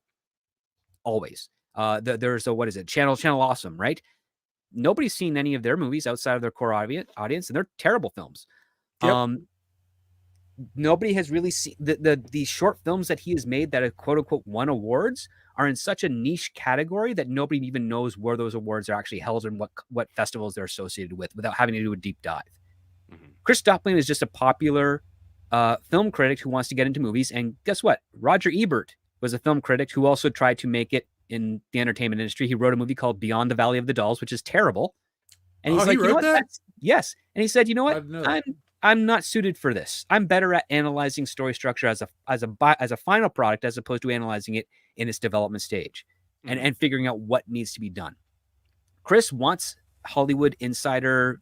He wants to be part of that club. He wants to be a director or a filmmaker whose name stands shoulder to shoulder with Stanley Kubrick, Steven Spielberg, and so forth. I'm sorry, Chris, you're never going to be that. And the reason you're never going to be that is you have no voice. You have no perspective. You are the person who sees the list of the Oscar nominees, watches every single one of those movies, and justifies from that list that they all deserve to have been nominated. And you have no taste. I'm sorry, man. Keep doing what you're doing. Push through on YouTube. You're successful there. Ride that wave as long as you can. Experiment with your derivative movies, but you're never going to be directing Ewan McGregor unless Ewan McGregor just really needs a job. Sorry. Damn. I mean, that's harsh but fair. I don't disagree with your assessment of the situation. I wish him the best. I hope his movie's making money and he does it and all that stuff. I always wish people well. He's got a model that's going to work for him, and I say ride that to the end, man. Absolutely. Yeah. It's rare to get those, but the moment you try to think that the stuff you're doing that works on YouTube will work in Hollywood and will work with general audiences worldwide is the moment you're going to be looked at and laughed at, and nobody's going to ever take you seriously. Because again, to transition from starting at a point as a critic and then getting into being a creator of art is really, really hard. And it's a short list of the people that actually made that transition and made it successful. Like Rex Reed is one of the best film critics of like the 20th century. I don't think he ever even bothered to try and make a movie because he understood that it's not part of his wheelhouse. Mhm. And You the can other you part, can have a critical eye for Mhm. other people's work because there are certain fundamentals about storytelling, cinematography, pacing, things like that. That you can have a very strong grasp on, but that doesn't necessarily mean you have an individual, original creative bone in your own body to be able to produce something on the actual same high level that you hold other people's work to. right. You know what I see is these people are to criticism and in art is like when you go to Rotten Tomatoes and you read the fan reviews that are so basic and so like they like miss the point almost to what they're writing. That's kind of like how you can compare what Stuckman, his knowledge of the creative process would be versus somebody that's actually done it like I don't know, other people. I've never made a movie. Do I want to? That'd be cool. I did design work for one and storyboards. I'd like to do more cool shit like that. But with Stuckman, I mean, I don't think this is gonna be just a speck of water on him, just whatever, move on forward. But I do hope more people pay attention to this stuff, like very closely, because the future currency isn't going to be crypto coin and this and that's going to be honesty. And if you're honest with your audience, they're going to follow you on whatever journey you take them on. We're open and honest with you guys, and you're here for this stuff, and thank you. But you can't pick and choose, for example, if I became a spokesperson for Ollie's, my toy videos wouldn't change because I don't really say anything about Ollie's. You know what I'm saying? I'm there to talk about the actual product that doesn't move. But I wouldn't, there's no reason to change. Like, for example, with Stealing Solo, did I change my views on Disney Star Wars to make sure I got under the radar so they wouldn't know who I was with my channel? No, not at all. Go watch the videos. I made that book from the end of 2018 till a point in 2019. So like, you know what I was exactly doing, folks. We were very public with everything. It just, you can't. I just am always disappointed. Even if I stopped watching for other reasons, there were points that I watched because of.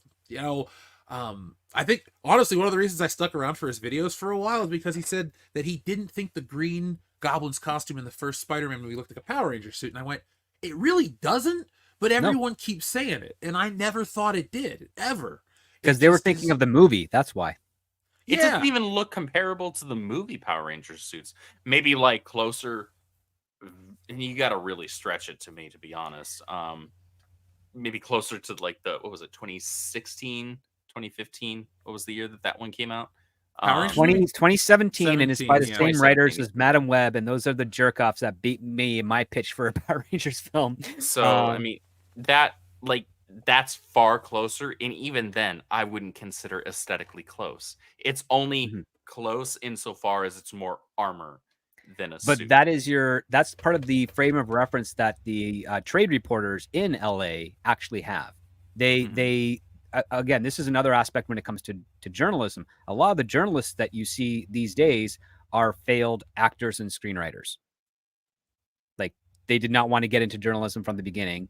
They tried, they failed. They're just like Jeremy Boring and Ben Shapiro, and then they got into, okay, we'll cover the stuff, and that's what they do. And they have no good aspects of abstract art or abstract parallels or understanding allegory on the level that's required. So when they see something that they don't know how to describe, they immediately latch onto something else that is as close of an approximation that they can think of, even though it'd be wholly inaccurate by anyone who took an extra step or two back to look at the big picture of things. And that's where you got the whole Green Goblin looks like a Power Ranger.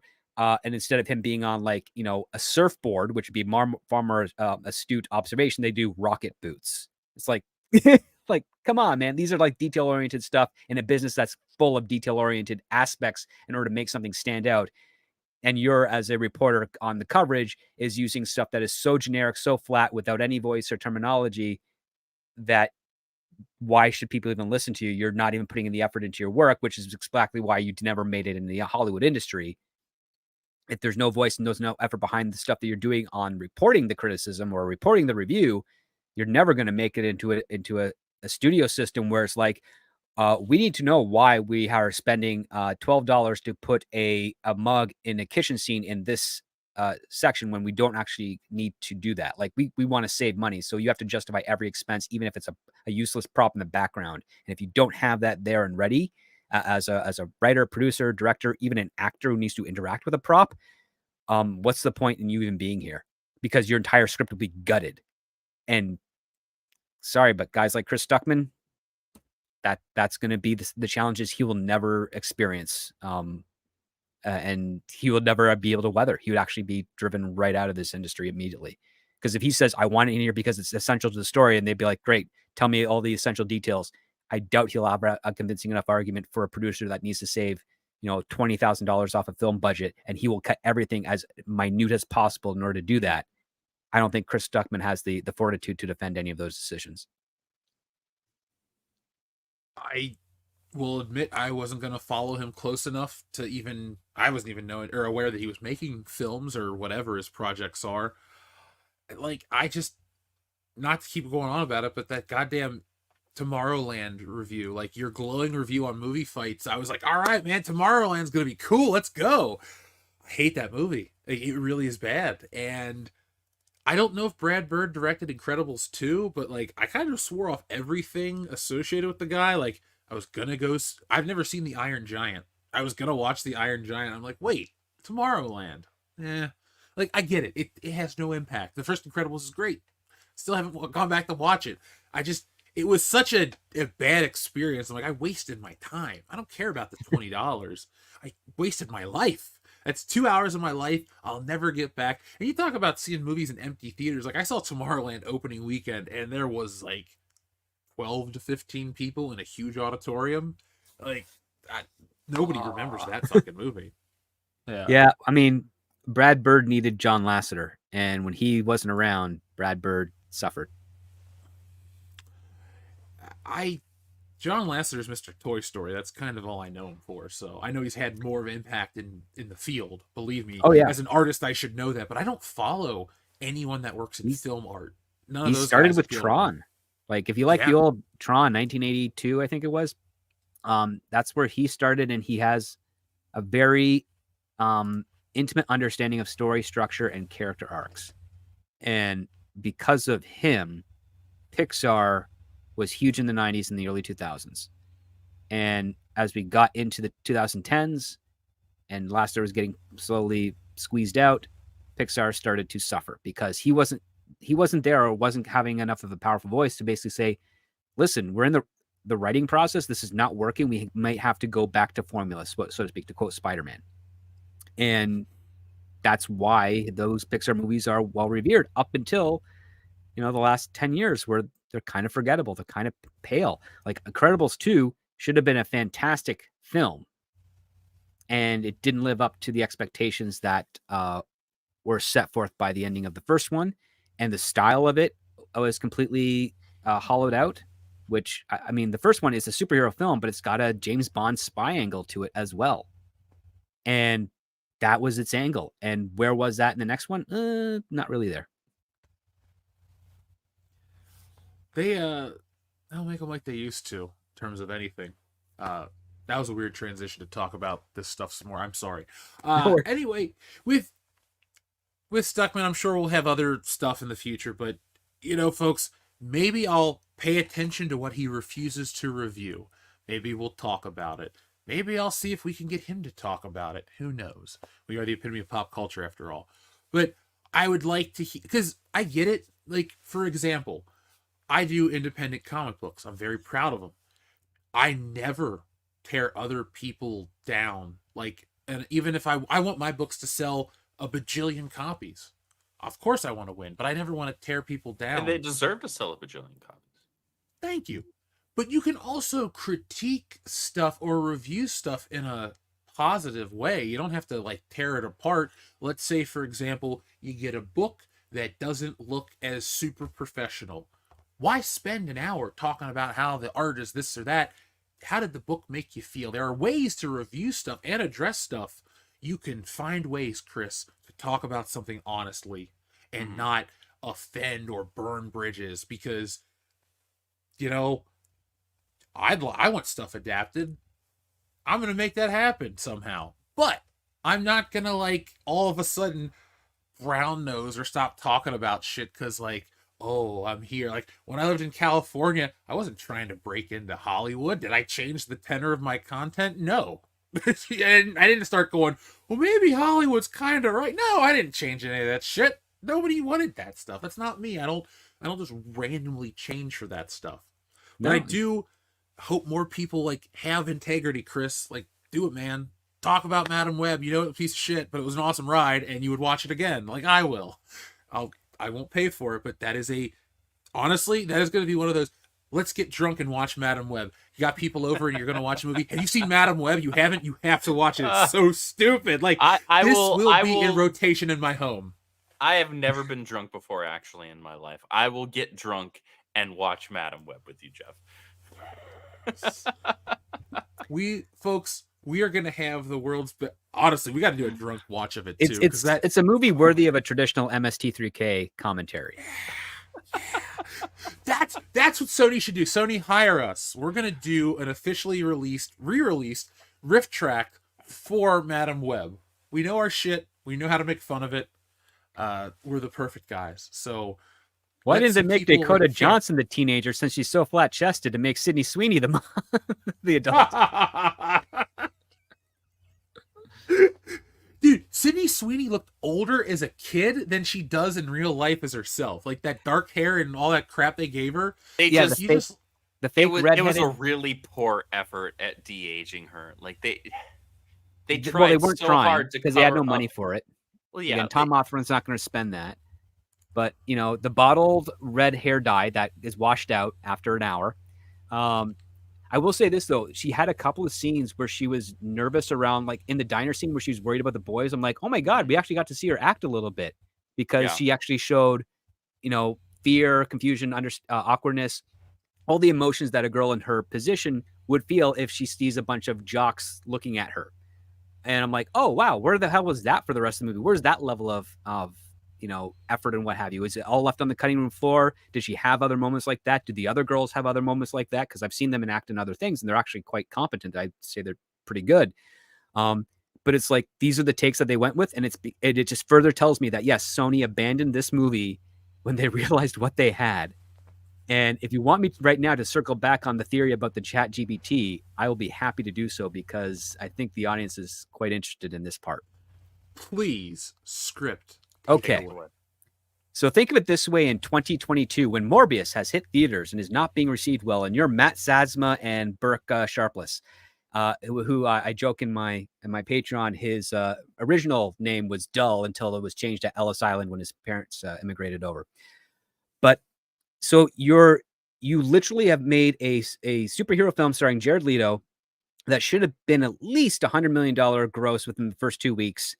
Bomb spectacular at the box office. You've negotiated with your agency's team to write Madam Web, and the producers are still happy with you because they're using excuses like the pandemic and toxic fans to justify why it's not performing well at the box office.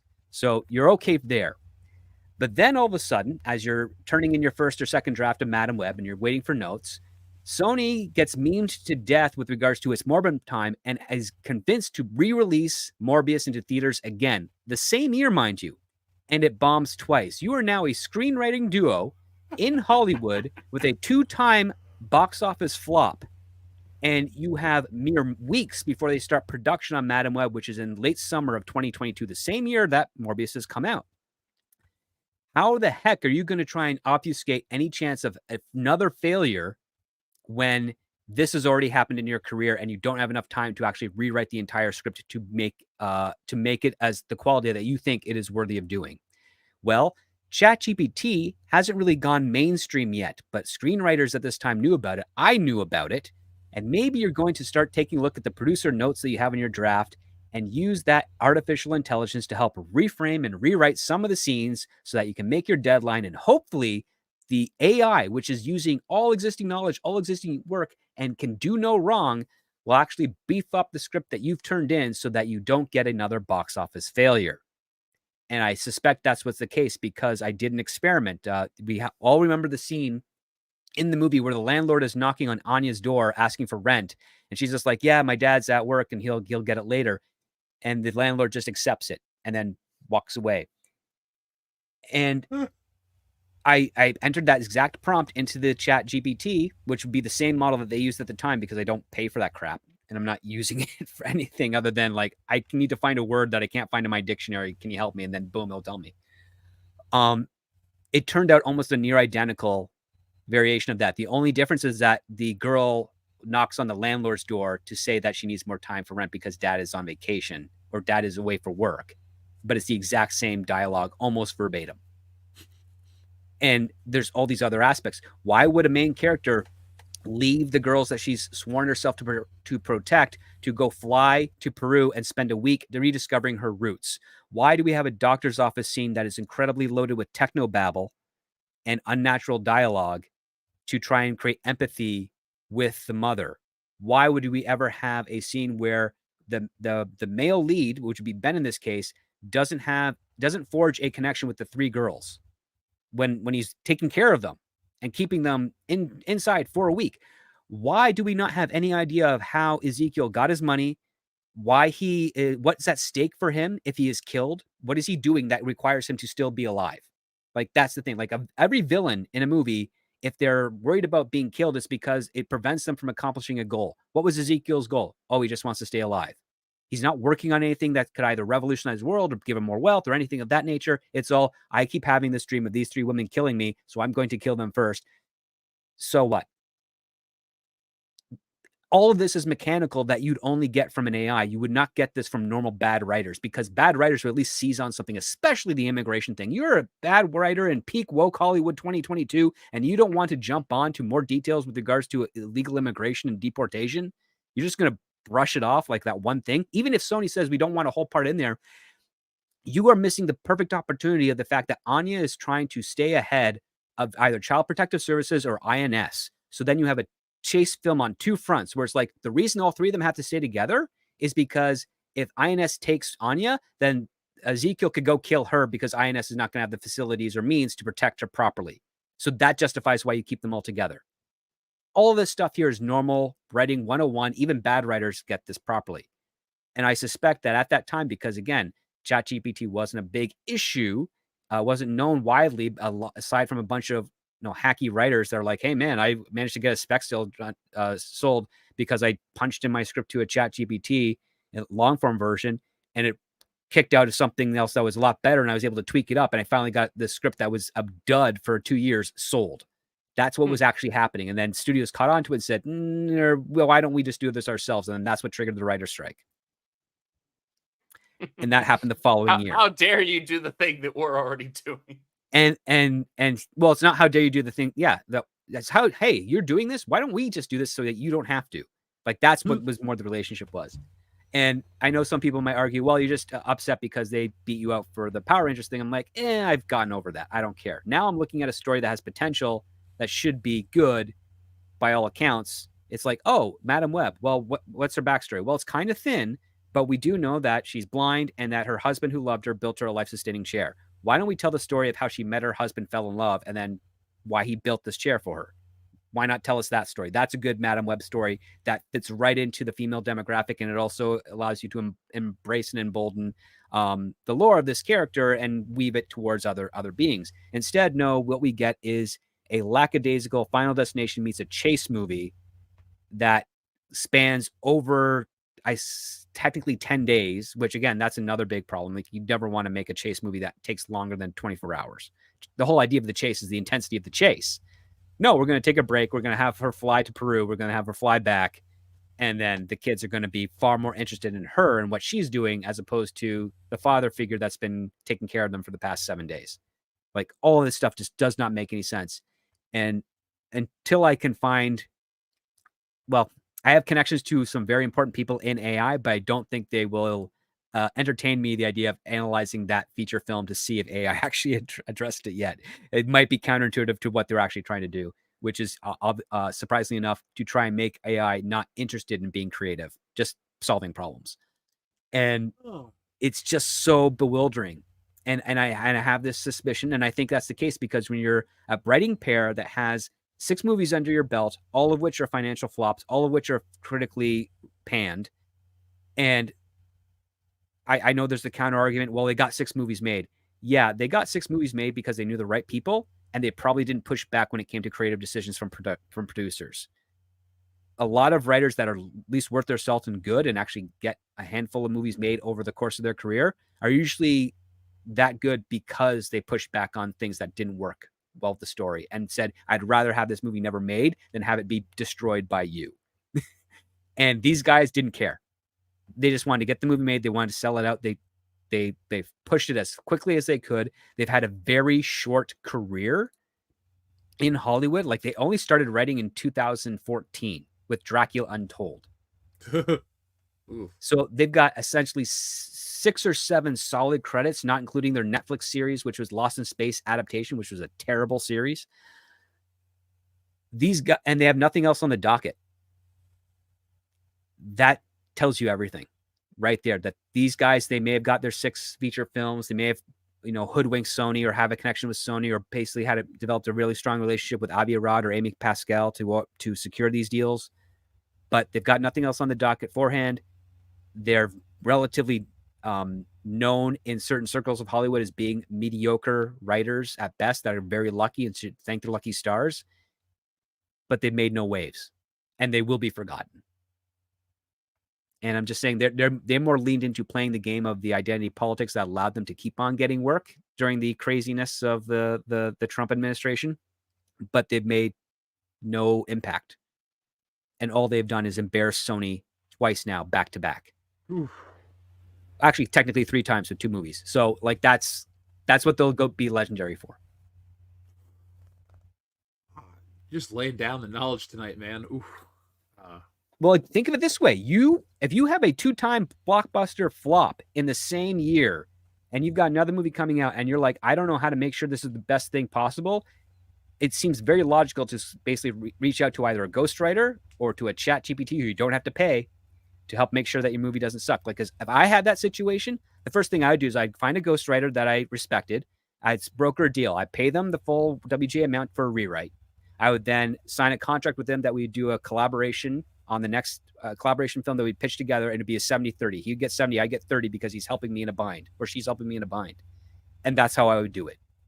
And then if it ends up being successful, I will definitely give my thanks to them for helping me out. And then I'll just basically say, this is our writing team thing. This is the new thing we're pitching. Since that was successful because they were able to do something in a short amount of time that I just didn't have the skill set to do, I would build my relationship like that. It'd be a little touch and go, and it'd probably piss off my agent at the time.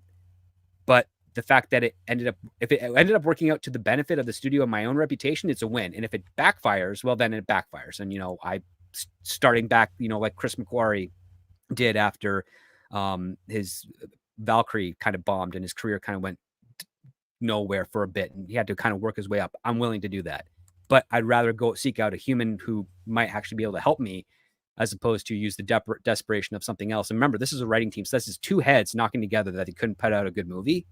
That's really tough to pull off. Well, I mean, it's inevitable. This shit has to happen eventually.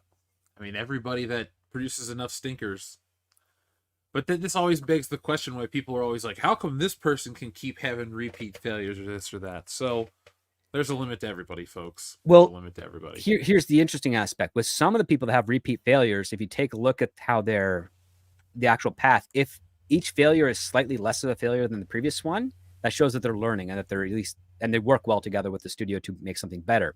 With these guys, their movies have been declining like since the first one. Like Dracula Untold is like got a 6.2 on IMDb. Then The Last Witch Hunter, 5.9. Gods of Egypt, 5.4. Power Rangers, 5.9, but that's because it's Power Rangers and the Power Rangers audience is not really huge on story. Lost in Space TV series, that was limited on Netflix, so it doesn't have much of a reach, but it got a 7.3, probably due to the nostalgia of Lost in Space. Morbius, 5.2. Madam Web, 3.8. These are all out of 10 on IMDb. Yeah. Oh man, it really is that kind of bad, but That's yikes. So everything had changed with the pandemic and life seemed so crazy. I'm glad we're finally back into this sense of normalcy where it's like we have like these universal terrible films that like nobody likes again, because before a while it was so politically charged that everyone could find some reason to be invested and turn it into some Twitter battle, but everyone's like, Madam Web sucks on every front.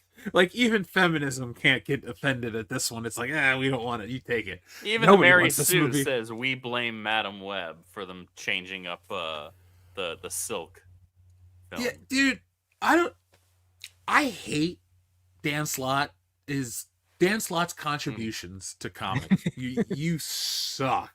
Like seriously, man. Jeff, he introduced this. I would literally take any, like, if we could change the history of time, I would like try to just push him out of the way of getting a job so we could just save Spider-Man.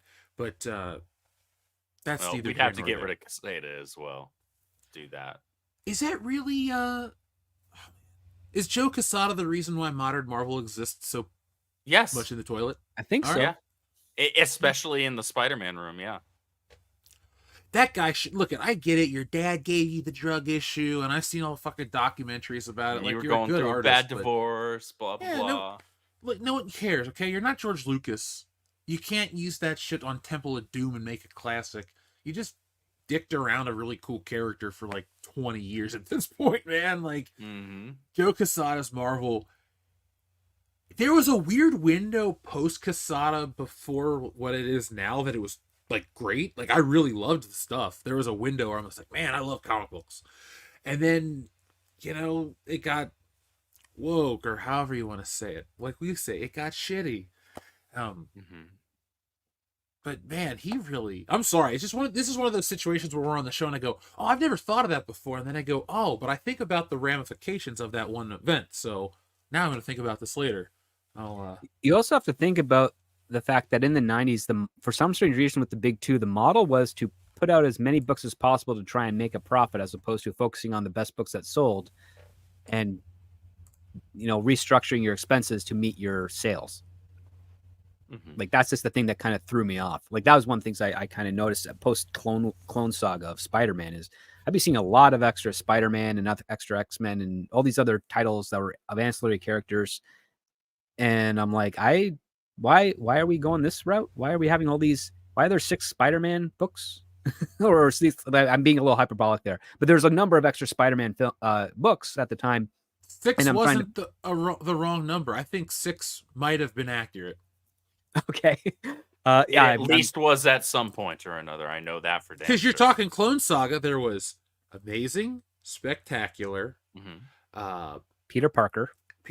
Well, yeah, that's Spectacular because they dropped that one.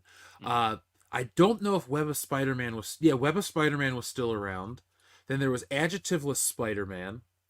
Then there were like mini. Okay, so those 4 were the big main ones. Then there were like all these weird mini series that would come out. There may at any time had like 8 Spider-Man books in a month. And wasn't there a Ben Reilly Spider-Man for a short spell? Yeah, and then he came and took over the mainline book, I think. or it went the other way. But there was like a Ben was it Reilly. Scarlet Spider and then Spider-Man and then Ben Reilly Spider-Man? Probably. I have It- never read a single one of those books because I do not recognize that in my Spider-Man headcanon or collectibles range. Mhm. So like you will see Peter Parker, but no one else. Not even Spider-Man 2099 up there. Nothing. Sorry, Ben Reilly. Amen.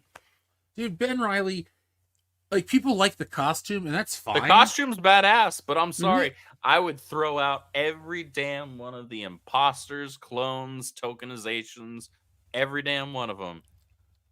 See, to folks, get Peter back the way he used to be with MJ. When I do my superhero book and we turn it into this mega franchise, there's always just going to be the one character. There's never going to be 50 different versions of it. I hate that shit. There might be like a parody of it, like as a joke, but that's about as far as I would ever go with it. I hate the idea of like, I'm this version, I'm that version.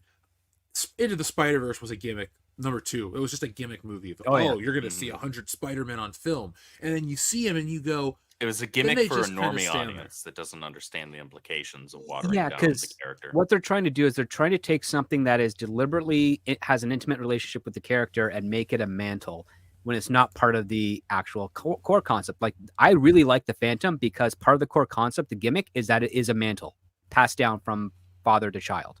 And it's to generate this type of thing that feeds into what the Phantom does.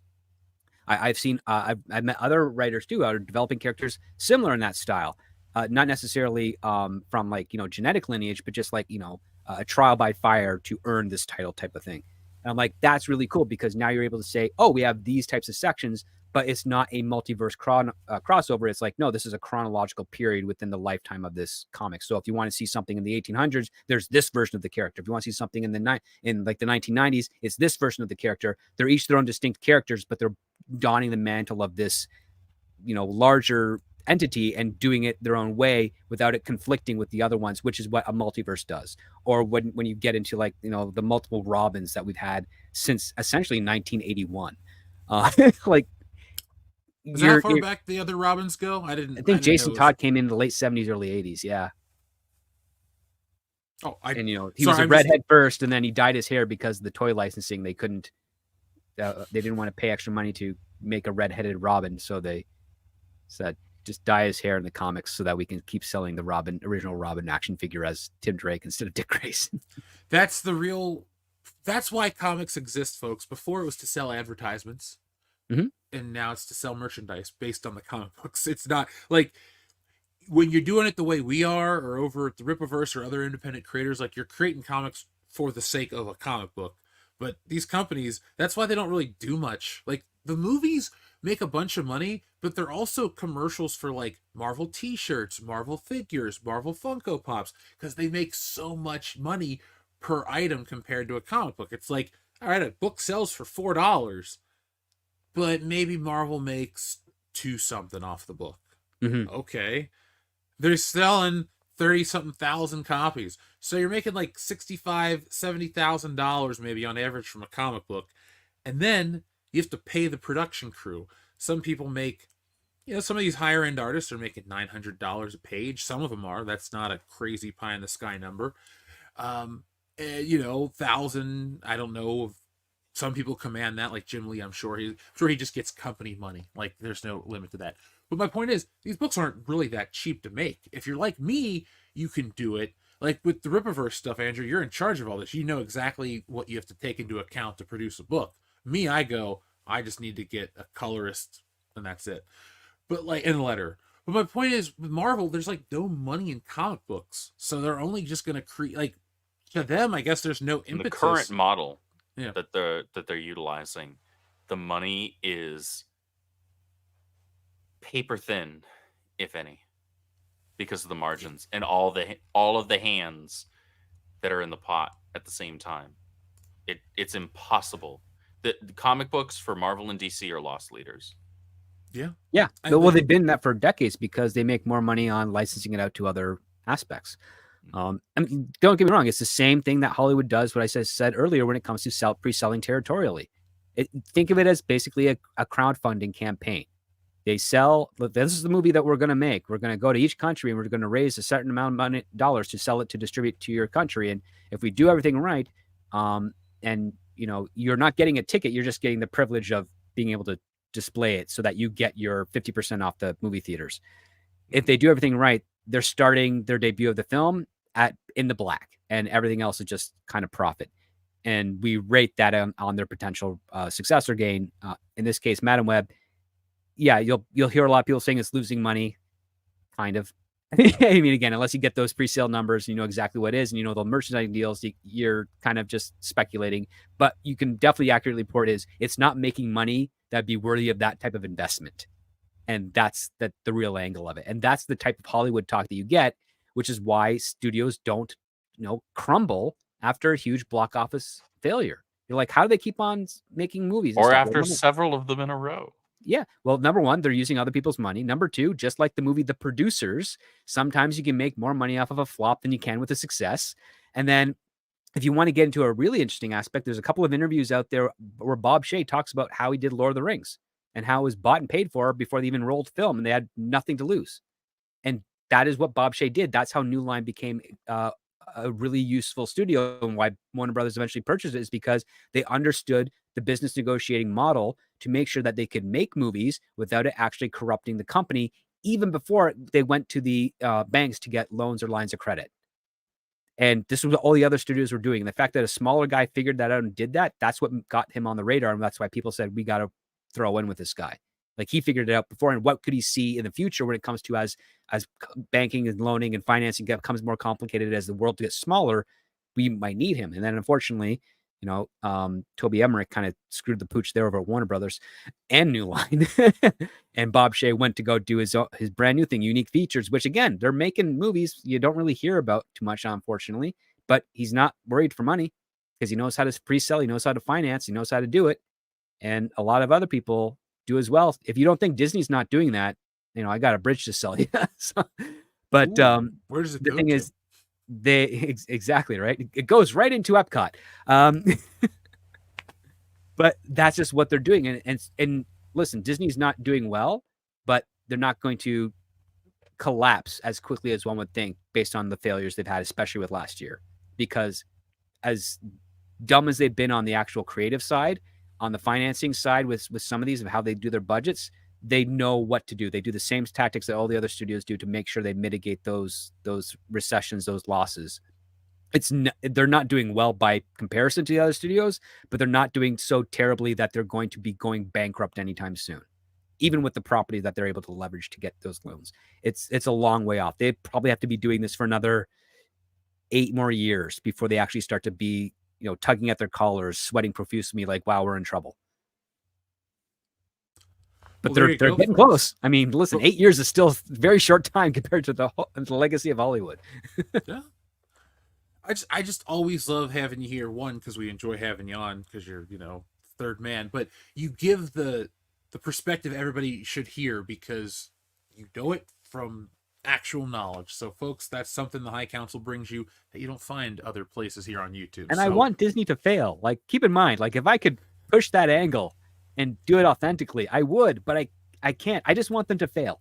Like, I want them to pay the consequences, pay the price for the actions they're taking, because it's detrimental to the industry that I like, an industry that gets reinvigorated every generation, but hasn't this generation because of the way Disney has operated and led the industry by pushing people out that shouldn't be pushed out, and by bringing people in who had potential and then corrupting them so that they end up becoming the bane of our existence.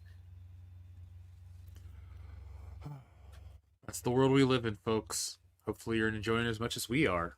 2024 been an interesting year for you guys so far. I think it's going to be great by the end of the year. I can't wait to see where we are as a society in Christmas time, 10 months from now.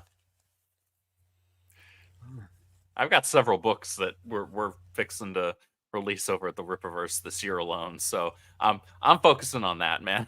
And I can't wait for that, man. I can't wait for all the other people that are doing the books, not just with Rippaverse, but also with you, Jeff, and everyone else, because it's like I just want more out there. Again, the way you save entertainment and pop culture is by acknowledging the fact that the alternative will one day become the mainstream.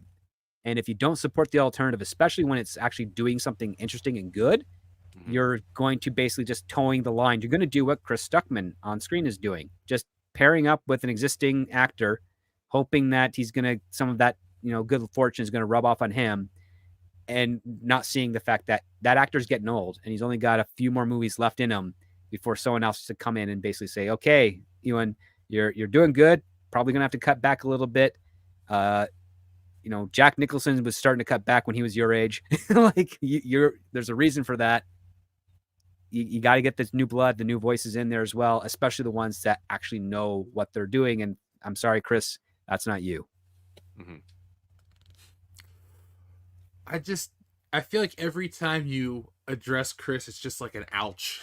Every time. I don't want it it's to not be mean. It's not mean though. It's like it's just the truth. But the truth hurts. It's just like, ooh, ow, okay.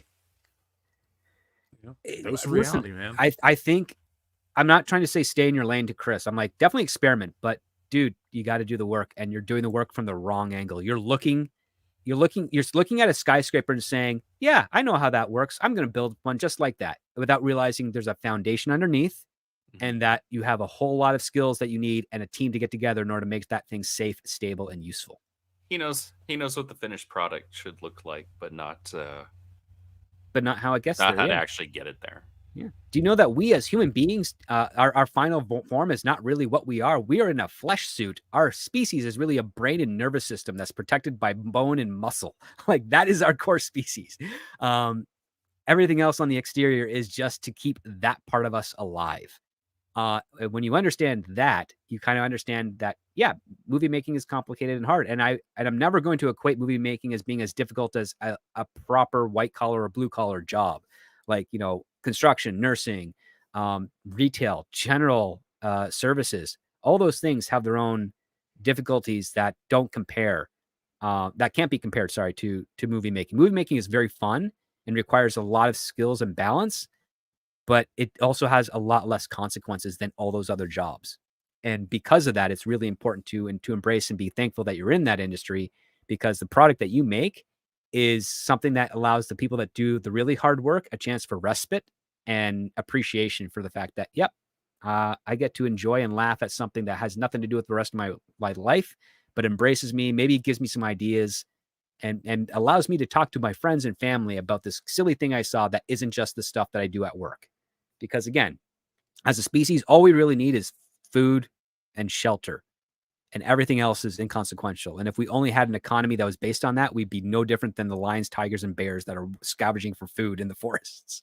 So, I'm glad Sorry, you said it. You set it up. I can't. I not did. say it. Such a good movie. Yeah. Oh, so guys, is there anything else you want to say about Madam Web or Chris Stuckman? I know. Go see Madam Web for the laughs. Yeah, go see it for the laughs. Like, folks, I want Sony, we're going to send you this clip. Use us on the DVD box art, on the Blu-ray, on the 4K, whatever you want to say. Madam Web, a riot, a laugh, whatever you want to say, quote it to WCBS. You don't even have to say which WCBS it is, but we'll know which one it is. But I really do recommend this movie, folks. Final words, final thoughts. It's so fun. It's funny. It's like dumb. It's not frustrating. You know how some movies are frustrating to watch because they're so bad, and you're like, yeah, I God, watched this Thor sucks. 4, unfortunately. Yeah, Thor 4 is a frustratingly bad film, and you hate it.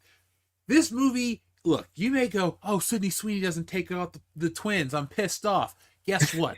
She was never going to in any superhero movie, because you have to be able to sell a superhero movie. So I'm all about the costumes being accurate to the books, but they're not going to actually pop out in the movie. I'm sorry, this isn't the 80s anymore. Well, here's the sad thing. They spent maybe around $3 million making those costumes for 2 minutes of screen time. Like, what a waste. That's depressing. Sony used literally a 3D scanner of all those actors' bodies so that they could make a form-fitting, comfortable suit for each of them, and they barely used it. It's such a huge waste of money. I think that's probably why the reason this movie was abandoned at the end, when Tom Rothman took a look at the budget. He's like, wait a minute, you took the actors for a full day, you 3D scanned them so that you could create a virtual costume that you would then either sew or 3D print or whatever method they used. You then put it in there, and then you only shoot two minutes of footage, and one of those shots is something that the actress begged the studio to do because she really wanted to do that. Yeah. And Which one was that? Sydney Sydney Sweeney Sweeney. really, really, really wanted to hang upside down in Julia Carpenter's kind of like costume and do that iconic shot. pose. Yeah, she really wanted to do that. She managed to get it in, and they barely use that. They do a close up shot of that. They don't even do a wide, like in the movie. So you spend all that money on costumes that are basically never seen in the movie, and it's also the toyetic and the gimmick of what sells a film. And you want me to spend more money on post production to make this thing good? No, you're getting all you're getting. Bye bye. Kick it to the curb. Get it out there. That helps us retain our rights with the Spider-Man characters for another couple of years. So sad. Too bad. Don't ever spend that much money again. And if I see those writers on set, I'm calling the police. This movie is so ridiculous that, and I text. And if you saw Jeff, those the women second in those that costumes, the moment that this scene happened in the movie, I had to stop everything and text Jeff. There is actually a scene, and I even told him in my own words, I did not just watch this happen. This didn't happen, right? This is a fever dream. Dakota Johnson drives an ambulance through a building. Hold on, man. I'm gonna reenact it. I don't have an ambulance. But He's got it. He's got it. We got a car. Okay, ready? Here it is. So, ready? That's a nice car. Dakota Johnson drives an ambulance through a building and smacks Ezekiel out of the air with it. Hold on. That actually happens. Yeah, here. Okay, so this is what happens. Ready? He's behind the wall. Here comes the car or the ambulance. Boom! Through it, kills him. Then is that the a Chris Pepsi Farley sign. bobblehead? Yeah, it is. I got everything, man. All right, this is not a toy collection. Man. It's a pop culture collection. If it's Indiana Jones is hanging out with Mario and Optimus Prime, and then I got Tommy Boy. So yeah, you name it, I might have something from it. But yeah, so and that's part of a section of Times Square where there's a parking lot and then there's a billboard wall over it, and I don't know how she gets through the barrier, like at the EMT. I have no idea. But she drives through the barrier, then through the billboard, and hits with precision Ezekiel, who is standing on the hood of the car that Ben is driving. Mary Parker, who's going into labor, and the three girls. And and then this is the first time the girls have seen her in a week, and they're just like, okay, we're gonna go with you, and we like her more, even though we spent a week with this. And I don't know about you, but I know from personal experience with teenage girls, when they're around a woman who's going to labor, they don't ever want to leave her side, ever, especially if it's a friend that they've made, intimately over the course of a week. And again, unbelievable stuff. Very things that to laugh at, but it's absolutely ridiculous. Abysmal scripting. Yeah, but and the talking around the names, like we can't say May and we can't say Peter. Yeah. It was so unnatural. What's our son's name gonna be? I'll tell you later. We're gonna play a game. Right. It's the dumbest game ever. Guess. They drop Richard, but they don't say Parker. Yeah, like this is like when there's a random company that made DC figures without a copyright for a small window of time. This is like trying to make a Marvel movie without really making a Marvel movie. This is almost like a movie that's not quite a movie, folks. You can watch it on a TV or a phone or a computer, but it doesn't have your normal story structure. It almost feels like when you walk out of a movie to go to the bathroom and you come back in and you're like lost for a couple minutes. This whole movie makes you feel like that. That's exactly the fun of Madam Web. That's so a that hell of doesn't a sound like a good. descriptor. Is it wrong though? No, not even remotely. That's how I felt when the credits rolled. I was like, oh, and then it was it the Cranberries that played that song? I couldn't stop laughing because it felt like a yogurt commercial or some shit that was just playing in the background. You're like, oh, okay, blah blah blah, Activia, got it, okay. Madam Web. It's like trying to appeal to women in the most like generic way, but it's so funny. Like if you're a guy, you won't. This isn't like a Barbie movie situation where you're like, I gotta feel bad watching Madam Web. This movie's just dumb. Like everybody, no matter what gender you are, you appreciate dumb movies. It is. I do. And yet, if we had those 4 women in that costume for say 60% of the movie, I think it would have performed better. Yeah, it would have gotten maybe a little bit more word of mouth. In terms but you know what? Side. I don't think I would have enjoyed it because then it would have become a cliched bad superhero movie that's kind of like everything else. There's nothing like Madam Web. Like at the end when she turns around in her chair and you're like, wait, she's got the chair. Like, how did she get paralyzed? What? She was in the water? Like, she got hit in the face with a firework. yeah, I can understand going blind from that, but not like losing your other motor skills. Mm-hmm. I don't want to test it out. No, thank you. And why are they all living with her? And where did that window come from? Thank you. The window, man. She like, seriously, folks, she hits the button. She just like turns around and there's just a web window. And you're like, where did this come from? She's a paramedic living in New York City. She's not rich. There's no, I guess the black girl's rich family funded the Madam Web layer so she'd have a place to hang out after school. Like, I can't think of a thing why she has all this new shit. Could get. Again, it's a level of bad writing I can't point examples to of seeing at similar levels in previous history. It only suggests that it probably came a little bit with AI assistance because, again, AI is terrible at writing screenplays. It really is. And the only way you can kind of be convinced that it's good is because you probably ingested a lot of really terrible stuff already. So you're basically equating it from crap to crap, in which case, I mean, it's a bad metric, but I understand the conflation there. You only know what you know. Right. So, yeah, I'm tapped out on Madam Web on what to talk about, folks. I think we spoiled the movie for you. I had a great time streaming tonight, folks. These streams have been fun. I guess I like gesticulating on camera. Maybe I have to, I don't know, do more. I don't know. Anyway, it's getting late and I'm getting tired. It's midnight here essentially, and we still have over 200 watching, and we have a lot of super chats to read. So we're gonna get that. The audience. Yeah, I was gonna show something from the collection, but I guess the reenactment of the Aston Martin and Tommy Boy was enough for tonight. So that's a beautiful looking model. It is great.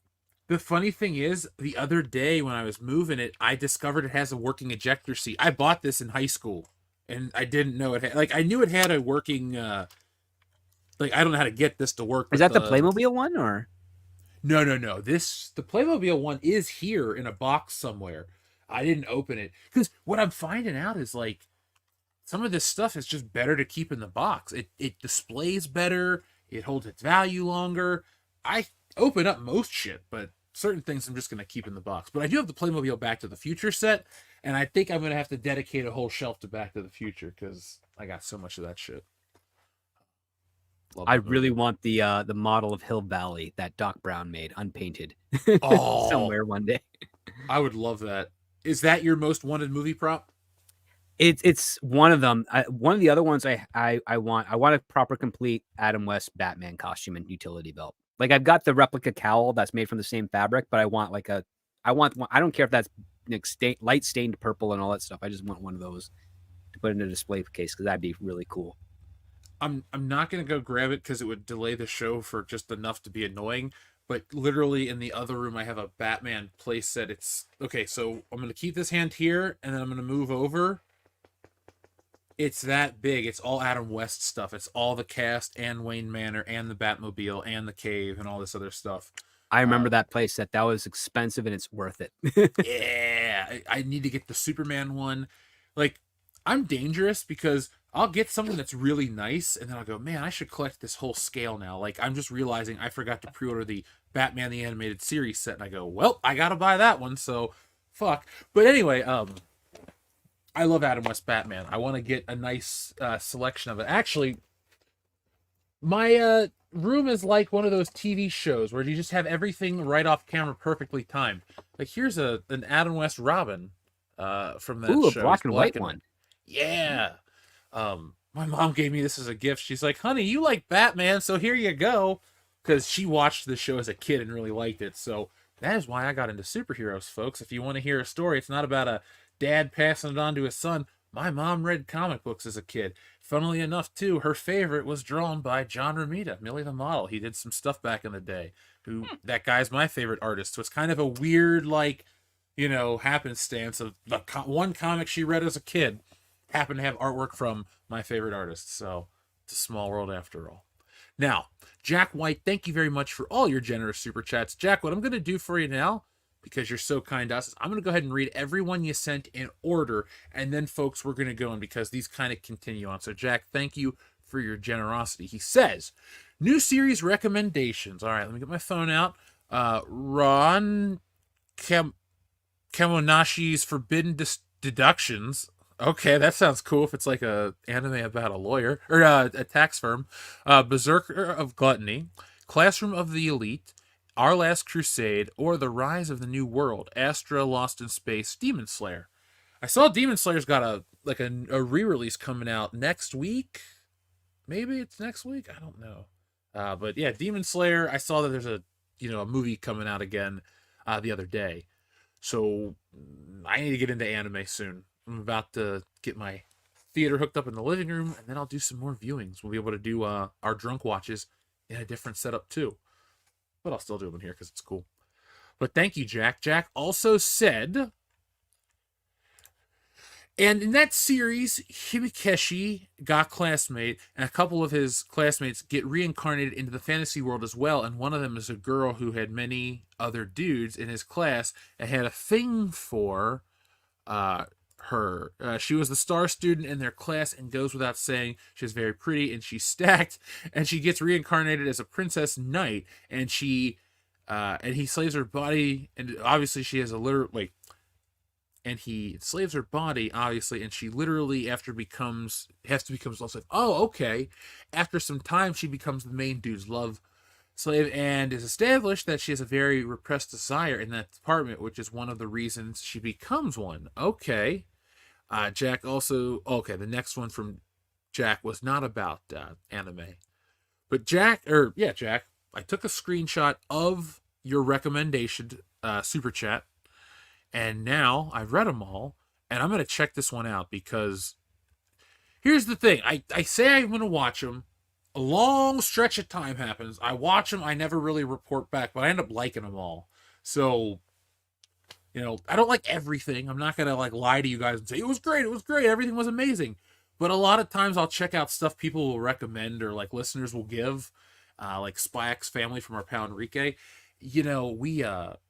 I end up liking a lot of this stuff, because what anime and manga do is what a lot of our stuff used to do, is they would build from classic stuff that's kind of familiar, so you kind of know what you're going into with this new world. It's like when you play a video game for the second time, like the second quest in Zelda. It's harder, but you already know how to play the game, so you're going in with a different set of eyes, so you're kind of in the world more. You still explore, you still do this, you still do that with the newer difficulty, but you're kind of well versed. I think when you go into something that's kind of trope based in a good way, you kind of know how to. It's like dancing, you know the steps. You're having a good time. It's a different song, but you're still having a good time. No more comparisons right now. It's late. Sorry. Jack, thank you though for everything. I appreciate you, man. TLJ Screwjob, are you next? Let's see. Sorry, folks. There's that one. All right. TLJ Screwjob says, oh, wait, never mind. We read that one. Tweeter Trash says, I own the Rumble chat. There's your maha. Thank you, Tweeter Trash, for hanging out by yourself over on Rumble. We appreciate you. You are the king of the Rumble people, and we need your support, folks. So be a Rumble supporter. Retromeister says, food for thought. Madam Web is the prime definition of what Black Widow, who's not gender biased, looks like, in devouring the audience energy and money and leaving nothing left but regret and disgust. Yeah. Beautifully written, sir. Yeah, I guess. Every time somebody says stuff about Madam Web, I just want to respond with, but I had such a good time watching it. I'm sorry I keep repeating myself, folks, but this isn't an act. This isn't anything besides, hey, I thought this movie was terrible, but you enjoyed yourself.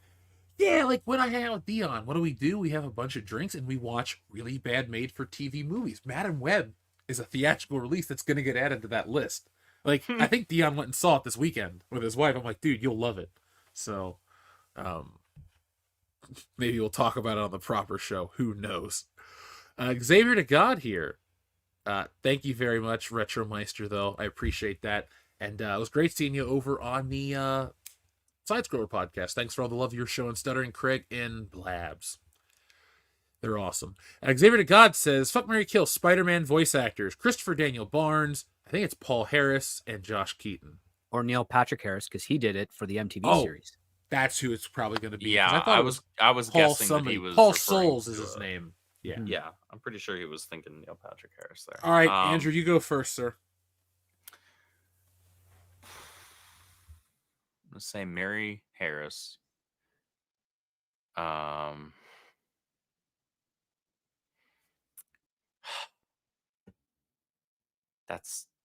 This is actually kind of tough. Buck Barnes, Bill Keaton, I guess. But honestly, my favorite VA for Peter Parker / Spider-Man is actually Yuri Lowenthal, who did it in the PS4 Spider-Man game by Insomniac. I was about to ask you who he is, but now I remembered after you said it, so I didn't remember it. Script, what about you?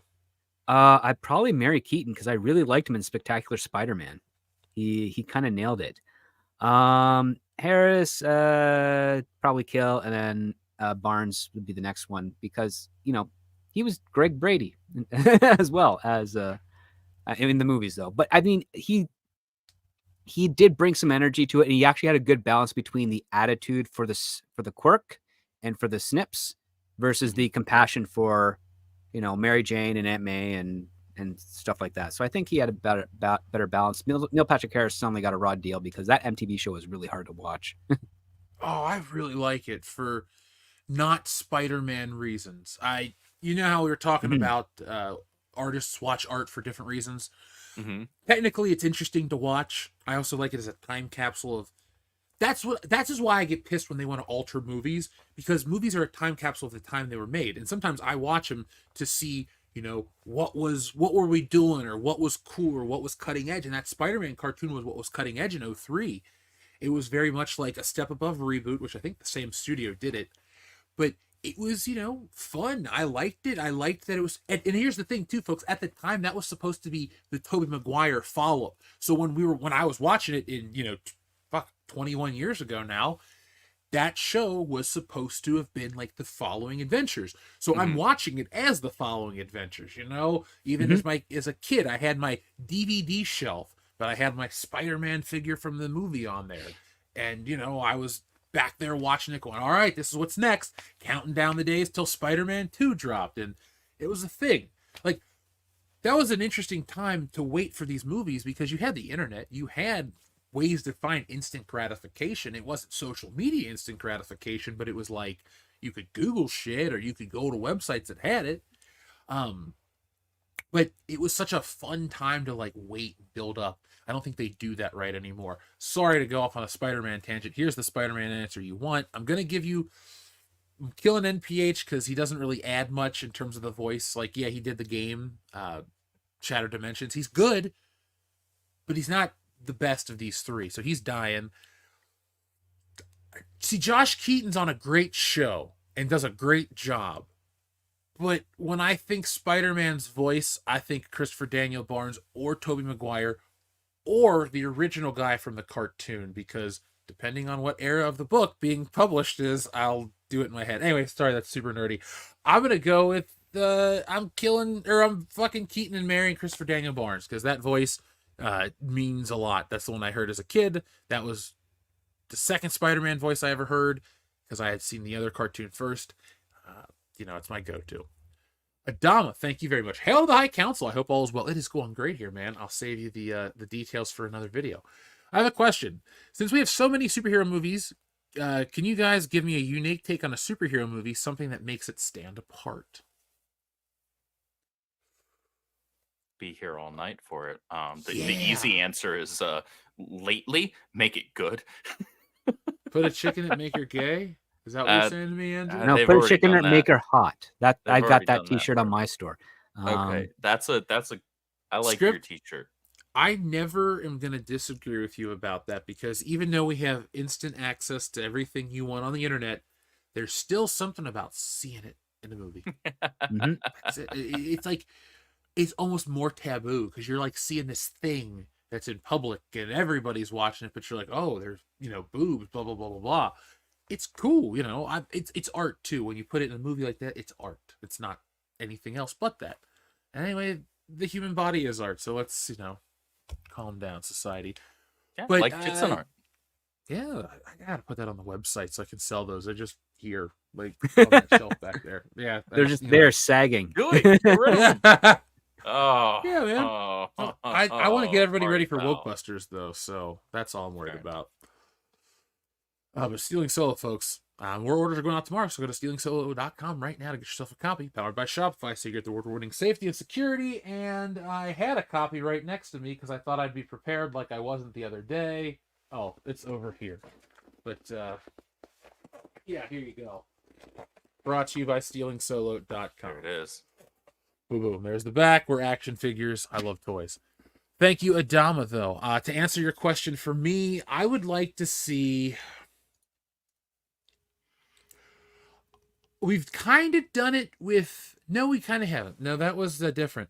I want to see a superhero movie done from another perspective, because there's the one movie with Michael B. Jordan and Max Landis directed it. I can't think of the name. It's like one word, I think. Ultra? But No. I know. Your Chronicle. yeah, Chronicle. It's the found footage one. Yeah. I'd like to see a superhero movie from like a perspective of kind of how Boys does it, where you're following the boys and the superhero. Well, now you see the inner workings of Vought. I just want to see one where you don't see the inner workings. Like you'd follow, because this would just be something to break the monotony. And I'm trying to give you something reasonable. But to see like an Avengers movie from the perspective of another team, like it's an Avengers movie and like the Avengers are there doing their shit, but like you're also following something else. And that's interesting. It's not like you're following something shitty. Like the greatest story never told from Justice League about Booster Gold doing crowd control while they're fighting the Wizard. Something like that. There you go. Like, Give me something, just anything to break the monotony of. Same element. If it's an origin story, they're all the same now. They're all Batman. They're all this. Oh, it's the sequel. Well, they gotta lose their powers or do the same shit that Spider-Man 2 did, because that was a good one. Oh, the third one, we gotta pull at the heartstrings and make the whole press tour about how the actors are leaving because we're not gonna pay it. It's the same story over and over again. This is different. Different is good. We all want different. We can still have comfort and familiarity, but different will breed better art because it gives you what you want. Real diversity, not the scary one that people think, oh, they're ruining entertainment with. You want choice, folks. That you want choice. Anything else you guys want to add to your unique superhero pitches? I didn't want to take the floor. Unfortunately, I can't impart on that because I'm working on stuff like that. No, say no more, sir. You are exempt from anything. You just tell me and we will move on. Jack White says, and in that all right, I read all of Jack's in a row. Jack, thank you again for all your generosity, man. Darian217, can't wait to see you at WrestleMania, dude. On the subject, and before I pass out asleep like my fellow Scorpio Dion, I watched Madam Web. I watched the Madam Web review. The only thing I came away with the video was you were wearing a Tudor Prince Oyster Submariner 200 meter during the video. I will not tell you what I was wearing. Maybe. I don't have it on tonight. But yeah, I wear watches. I like watches. Watches and cologne are my thing. So there you go, Darian217. I guess now that I'm on camera, I'll tell you more about me. There you go. I don't know what else to tell you guys tonight. That's it. That's the limit. You're learning nothing else about me. Michael Scambati, thank you very much for your super chat. He says, hi guys, do you agree Jack Nicholson will always be the Joker because he was the only live action Joker to embrace being funny? Hated Joker 2019. Okay, so I remember you. We used to talk quite a bit. You were something Joker. It was like a web series we watched. I remember you, man. Thanks for still being here, man. It's been years. I Jack Nicholson will always be remembered because, yes, of what you said, because he was funny, but also too, he wasn't the first big screen Joker. Cesar Romero beat him to that.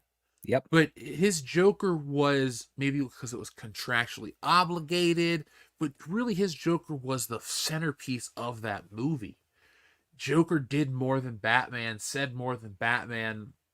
It's great that both Batman and Joker were equally awesome, so that's why that movie is fun to watch. Like, it's like Die Hard, when you're not watching McClane, you're watching Hans Gruber and the bad guys, and Hans Gruber is just as charismatic and as entertaining as Bruce Willis is. So it's a win-win. So the Joker being so much at the forefront of everything, I think, is one of the reasons. The performance is great. Not going to take anything away from it. He was funny.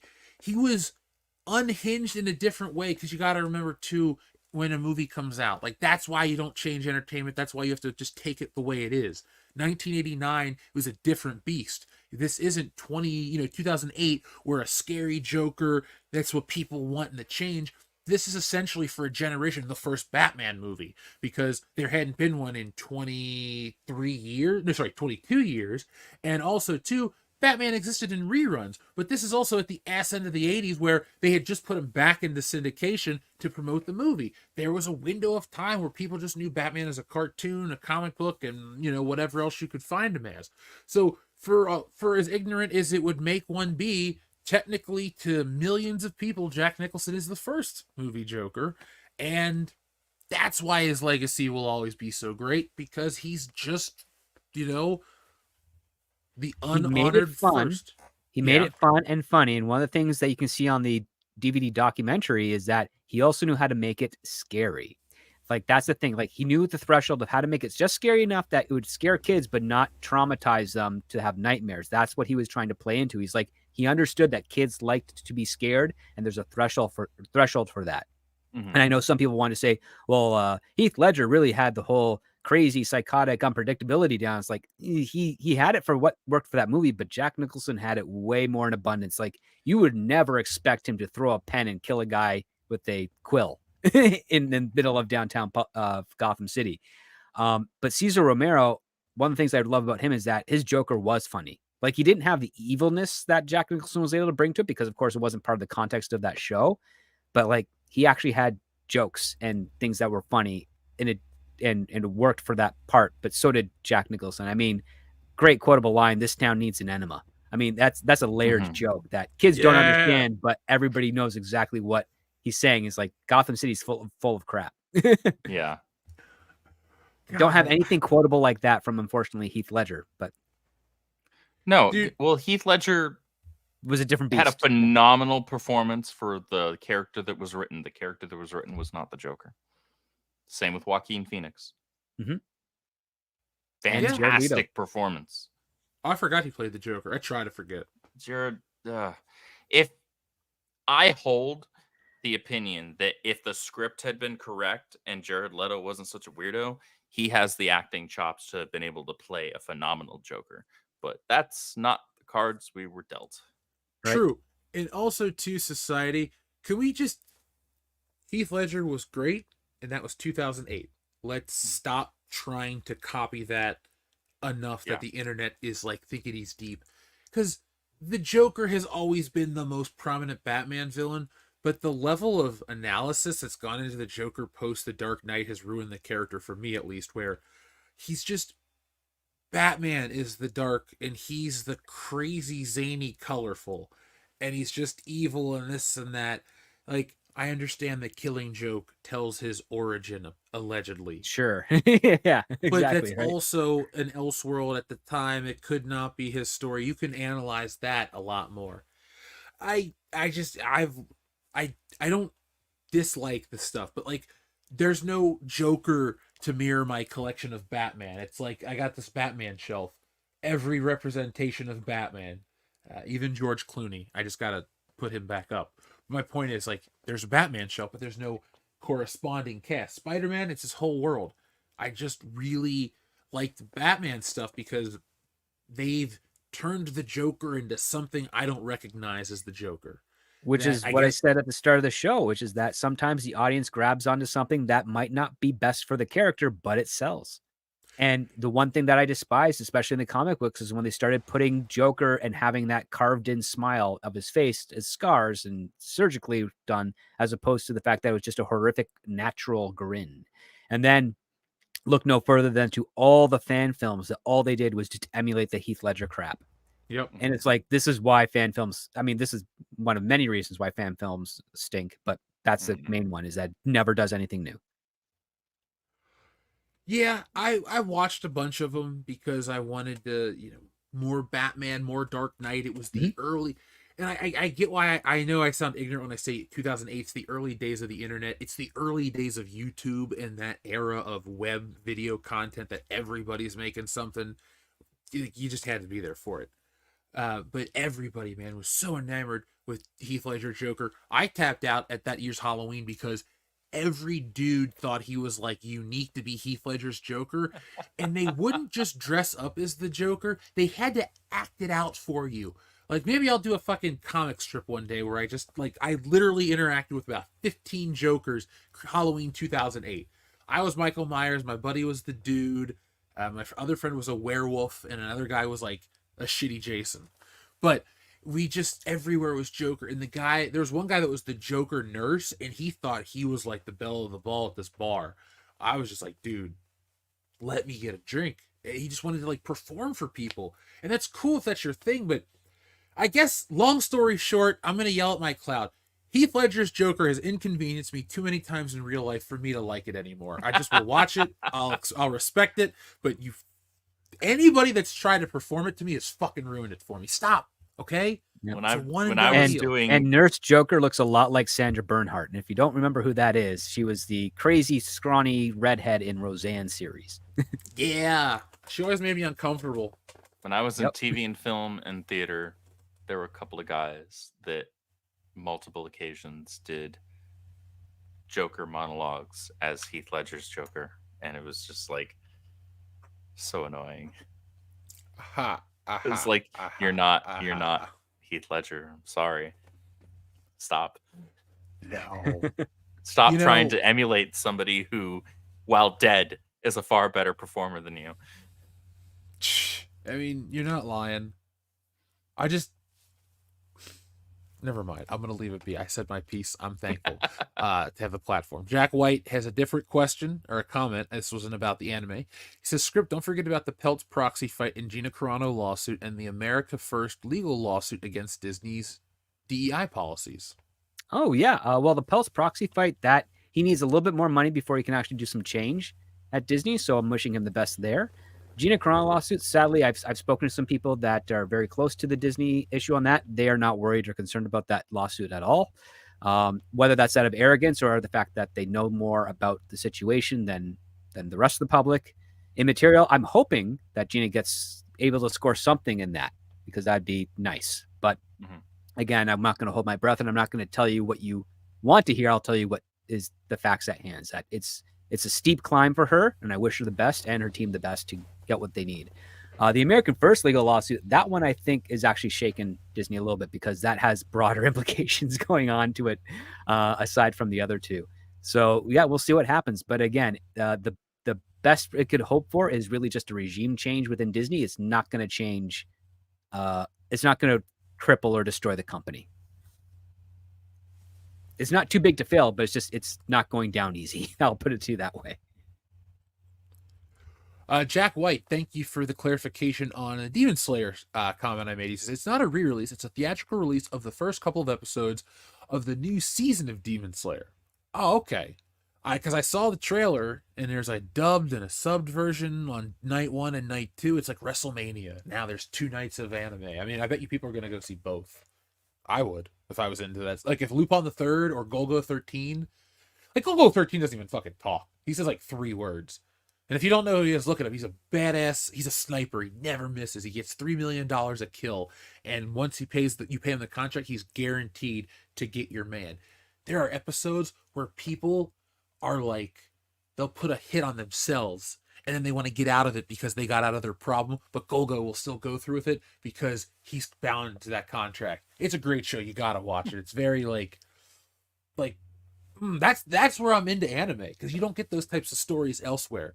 Because they'll give you the violence you need. It's bloody. It's over the top. They'll give you the women, the tits, all this shit. It's sexual. It's everything you want in like a mature. It's like what James Bond should be, but James Bond's just a little more family friendly. And I know you're thinking James Bond is family friendly. It is. I was a kid watching that shit. Love those movies.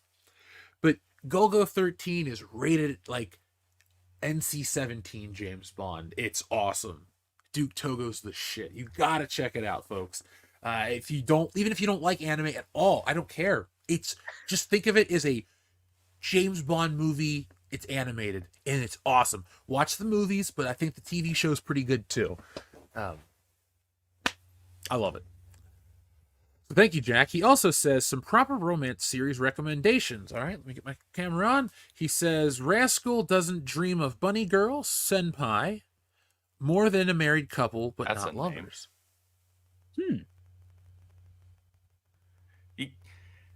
Man, the Japanese are unique with the names, aren't they?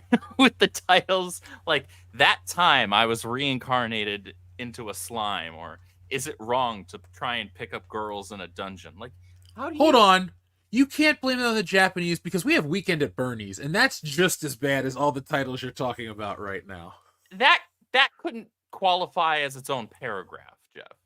Well, yeah, the story is not so much in there. I mean, you know what's ironic is that Sydney Sweeney has another movie that's been out in theaters for a while called Anyone But You, which is killing it on the romantic comedy side of things.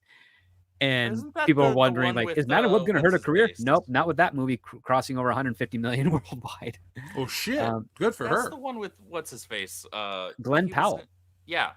Top Gun Maverick, and he's also in Twisters coming out. He did a lot of movies during the pandemic. Glenn Powell is actually somebody that I would actually fan cast as Barry Allen.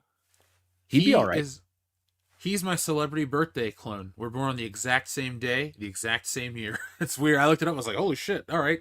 So, and you're also, I still think he's significantly shorter than you, though. I know in his IMDb he's plus 6 feet. I don't think that's the case. I think he's 5'8". If he's 5'8", I'm a lot taller than him, because I'm 6'5".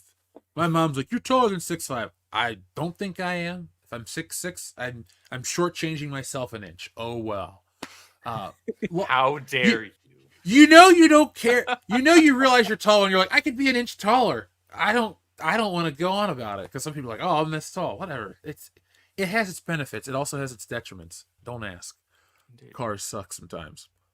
Jack, thank you very much. Retro Meister, thank you for your generous super chat and being a member as well. Thanks, Jeff, and it was awesome for me too. Important question for you guys. Would you say the 90s with the X-Men and Spidey was progressive / revolutionary back then compared to nowadays just being regressive? No, I would say, I guess if you want to use the term progressive, fine, have at it. But I think the more accurate thing is to say that back then, storytellers were just focused on telling stories that had universal positive messaging. That it did not matter white, brown, black, striped like a damn zebra, or polka dotted. You could take away the same positive message and the same message applied to you. So instead of being exclusionary, oh, we're making this thing only to be positive for this group of people and to denigrate all these other people. No, it was just like, hey, don't be a dick. Right? That's a severely paraphrased version of it. But is it wrong? No. That was all over media when I was growing up. And Jeff, you and I grew up in the same freaking area. Yeah. The X-Men and the Spider-Man and the Batman and the Superman and the Justice League animated series, they were all littered with stories that were all about just like, don't treat other people like shit. Yeah, they have race issues. That's the thing, though. If you want to take it back to when they were like revolutionary, it wasn't then. It was on the printed page when they were. They had more of an impact. Like, you can go back and read Rolling Stone magazine talking about the impact of Marvel Comics on college campuses. Like, those were seen as progressive and revolutionary then. What we were Mhm. watching in the 90s was really just the watered down animated version of what those stories were. But entertainment has always told a lot of deeper stories. Like Star Trek, every episode is all this shit. And we all love Star Trek in this sphere. Twilight Zone, same thing. These comics were always these stories with deeper meaning. Oh, not always, not every issue, excuse me, but they had the stories. They had those things. It wasn't, every issue. Like X-Men, it always meant something, but not every single issue was about like oppression. There were some ones where they fight aliens and do crazy fun shit too. Oh yeah. But the culture war and Twitter and social media and all the shit that bastardized and honestly just the people that are now making the entertainment that are so like fucking weird, you can't tell those stories anymore. Realistically, none of us we want our superhero stories to be what they've always been. They've always been deeper, but not message only. Like that famous iconic Green Lantern, Green Arrow panels series where it's, the black man talking about you sell the blue people on this planet and the purple people on that planet. Mhm. But what about the black people on this planet? Like the whole issue isn't just like about race. It's like a story and that's in it. It was You know, about society. Like that's the whole idea. It's like, what's the perspective here? And that was just the inciting incident to actually kind of jar Hal Jordan from the fact that he has zero accountability after he solves the problem. Like he's a band. It's basically like Denny O'Neil saying, Green Lantern is a Band-Aid and Green Arrow is trying to be a stitches. Like, actually heal the wound as opposed to that. And then it was a back and forth about how they're both kind of needed. You can't just cover up an open wound. You got to stitch together, then you got to protect it. And then you got to tend to it to make sure it heals properly. And yes, it will leave a scar, but a lesson will be learned from that. And we get that lesson towards the end when Roy is discovered to have been doing heroin. Mhm. Speedy, no. We shouldn't have named Or you not Speedy, son of a gun. Yeah. Ah, I know, right? shit. Thank you, though, Retromeister. But I'll tell you one thing for anyone that is younger or wants to know about what it was like to watch the 90s X-Men and Spider-Man, it was revolutionary when they crossed over. Like, Yep. the Marvel Universe did kind of exist in animated form back in the day because that crossed over. Hulk had stuff happen with somebody else. But there's an episode Okay, so Hulk didn't have any real crossovers of substance other than Iron Man. That's what it was. But it also had Hulk and She-Hulk in season 2. Iron Man didn't have much of a crossover until Spider-Man. Fantastic Four crossed over with Daredevil, and then Daredevil crossed over with Spider-Man, but they never Spider-Man. got Daredevil cartoon, which was abysmal because you should have had one after that. But yeah, no, Marvel did as many of the crossovers as they could, and then they did the ultimate one, which would be their Secret Wars on Spider-Man, where That was they brought in awesome. everybody pretty much. Yeah, like that was our end game in the 90s as a kid. And they would tell you when those episodes were going to air because there was a point when they would just air them all. I think it's like 2 or 3 episodes really, but they would tell you they're going to air them all. They're like, they're airing the Spider-Man Secret Wars, 4:00 on Fox Kids or 3:30. Or their Sunday night specials. Remember when they introduced the Chameleon for the first time and they aired that on primetime Sunday night right after The Simpsons? Yeah, I would somehow catch all the prime time like airings of shows that were geared towards me, like the Batman one or the X-Men or the Power Rangers. I just so happened to be watching TV that night. I was a Fox kid. But yeah, I loved those primetime events. Those were cool. It made your cartoons feel like you weren't like watching kid shit. You're like, I'm watching an animated series. That's the secret to a lot of this like younger based entertainment. Don't feed your kids garbage or bake shit that's just sugar for kids' brains. Like, make something that makes them feel a little elevated, because then they want to learn a little more about this shit, and then they'll learn better reading comprehension. And I know that sounds crazy, but that's exactly what happened for an entire generation of us. It's like, Absolutely. oh man, you like Goosebumps? Well, I'm going to get into the books because there's more books. So you watching a TV show got you into reading. Reading Rainbow was a TV show that told you what to read, and you went out and read it. And you're like, all right. And it doesn't matter if it wasn't, a diverse enough thing or whatever. Nobody worried about that shit. It just was getting kids to read. Like, that's important because you read a phone, you read text, whoop-de shit. have you read a novel lately? Have you read anything prose? Have you ever, like, that shit's important because it keeps your brain fresh. And that's been my TED Talk. I'm done. I'm sorry. What the shit? I don't know. It's late, man. Like, I'm sorry that was my takeaway from that heartfelt spiel. But whoopty shit is officially getting added to my daily vocabulary. There you go. That's exactly how you felt about Madam Web when the fucking ambulance came. Whoopty shit. God, dude. Jack White, thank you very much. He says the experience you and the inexperienced me are dating story and some other movie recommendations as well. Newcastle as well, Castle in the Sky, The Wind Rises, Princess Mononoke. I just need to see that one. I have no excuse having not seen Princess Mononoke. Princess Mononoke is a classic. I just like animation. I need to watch all Ralph Bakshi's films.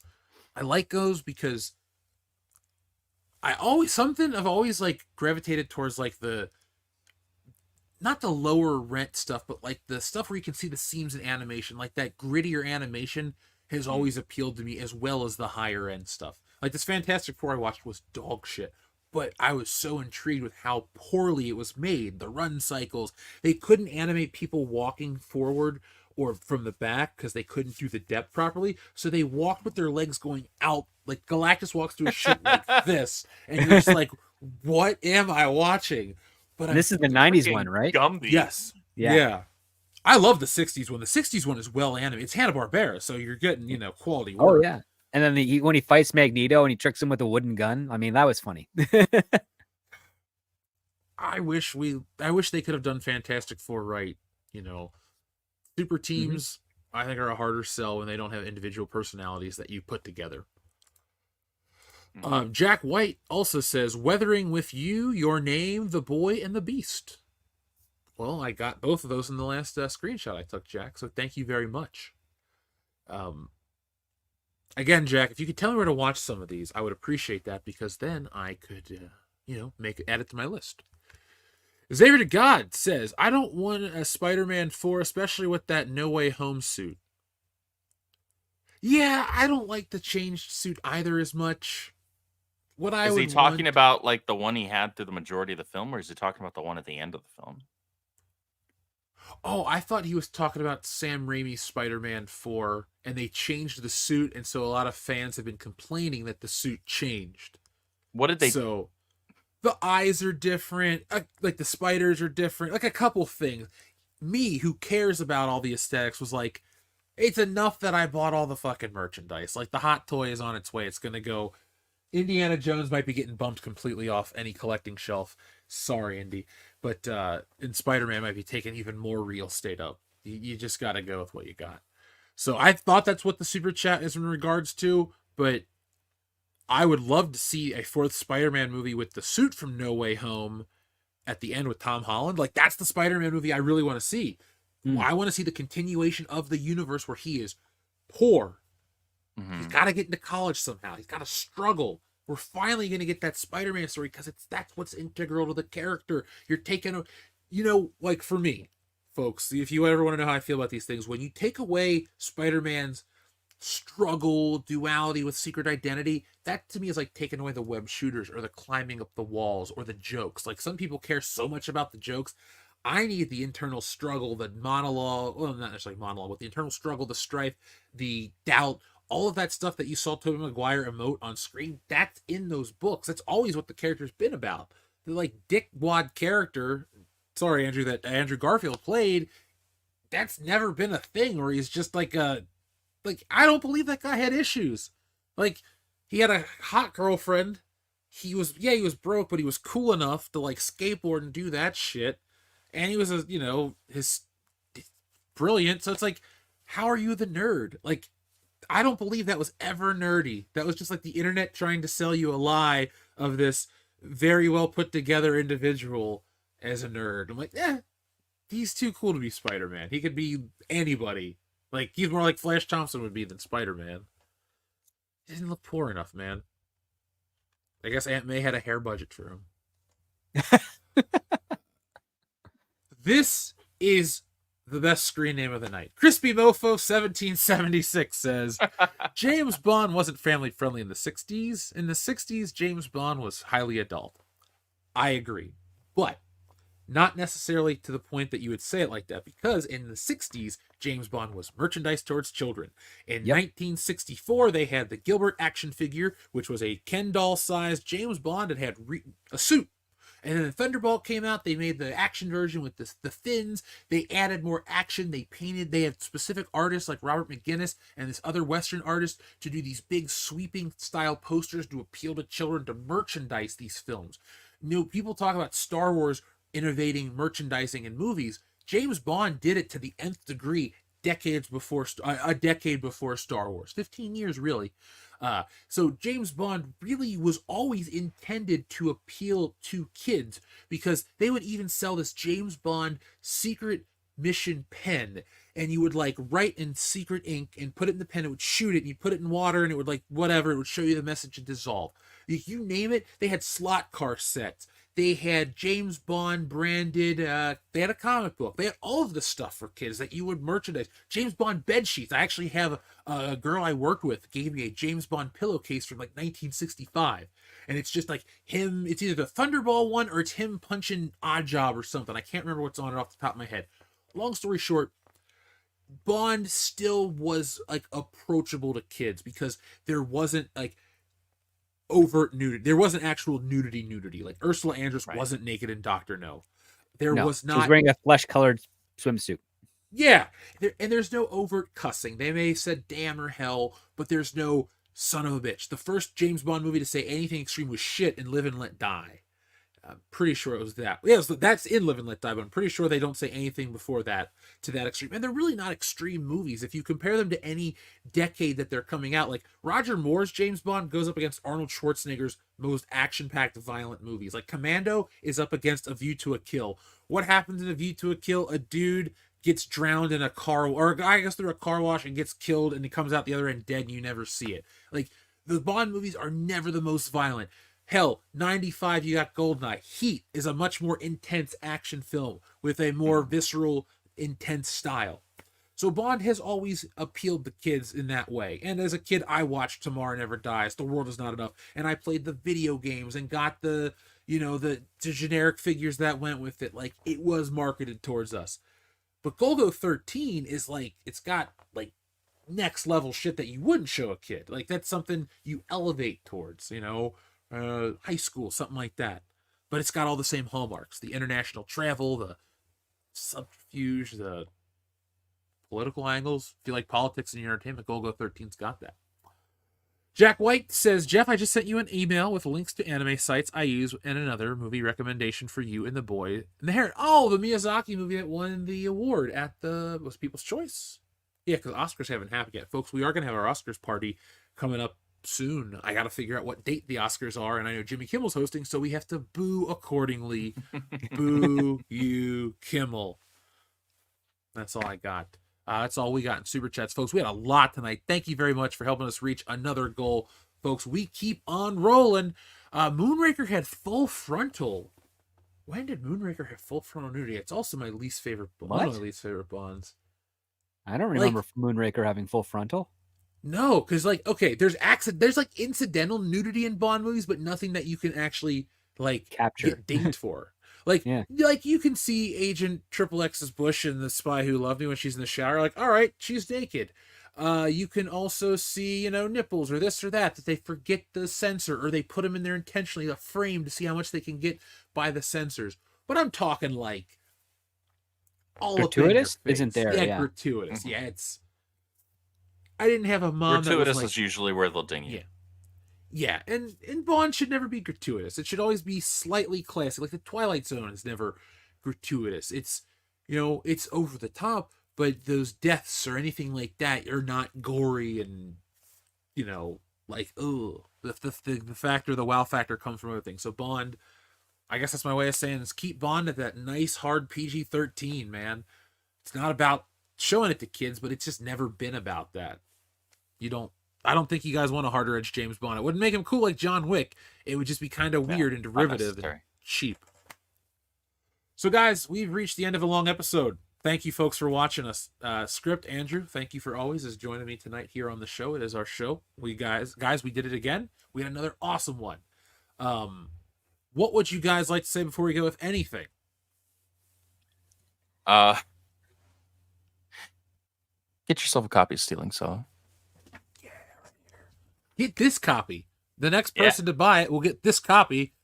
To be fair, every copy's I ship them to you. Like, and if you're international, I tend to sign you a little card of thank you because I don't make the international shipping rates. I work through the Shopify site who automatically did it based on shipping. So, folks, I would love to be able to ship you the book for the same price as I ship in the United States. That's never a choice of mine to be like, oh, you international listeners, you got to pay. Mm-hmm. Like, it's just how it is. Like, international shipping is brutal, man. And to ship to Canada, to ship one book to Canada costs 3 times what it costs to ship one book anywhere in the United States in the outlying territories. So, which is silly because you're actually closer to Canada's border than a bunch of the other states you're in. Exactly, man. In terms of mileage, it's just boom right over there. But no. So anyway, since you brought up Stealing Solo, folks, though, check it out, stealingsolo.com. Get ready for Wokebusters. I haven't even really begun to do much. We're going to be launching that. We're going to be over a Kickstarter. We're going to do it big. Everybody who backed on Indiegogo, you'll get your books and everything. You'll be getting it in the coming weeks whenever, everything gets finished up. I've drawn every page. It's done on my end. I'm waiting for what I call post-production, which is extra color and work like that, and then it's going to get off to be lettered. But by the time we're going to be launching the Kickstarter, it'll be pretty much done in the can in terms of pages done. So it'll just be, we do the campaign. We're going to then just print the book, ship it right out to you. So it'll be done right away. It's pretty much a done project, and by the time we're doing our stuff, it will be. And then we're going to take it out into the world and do all kinds of awesome stuff. But let's make it the biggest comic event of 2024. It deserves to be it, folks. It's been a while in the making, and it's every bit as great as it needs to be. So, folks, check out Wokebusters. It's an event. Script, what would you like to say before we go? With great power comes great responsibility, because that's what the line should be and always should be. And any reworking of it for a less than stellar film is insulting. I agree. But folks, Madam Web, so bad it's good? Just terrible? I don't know. Everyone here recognizes that it's terrible, but we all had fun, at least in some way or form, watching it. So Madam Web might be a win for you. If you get drunk and need something to watch, maybe Madam Web is the film you need in your life. But folks, what I need most in my life right now is a little bit of rest, and then I got to get up at it in the morning. So folks, be on the lookout for new videos, new setup. It's here. You guys like it. We see a lot of people sticking around longer, so we're having fun with you. Thank you, folks, for making us have another fun stream tonight. It's been a blast. I'm looking for a new button to play us out, and I think I found us one right here. So, folks, thank you for watching. Be smart, be safe, be cool, but always be excellent to each other. What you just said is one of the most insanely idiotic things I have ever heard.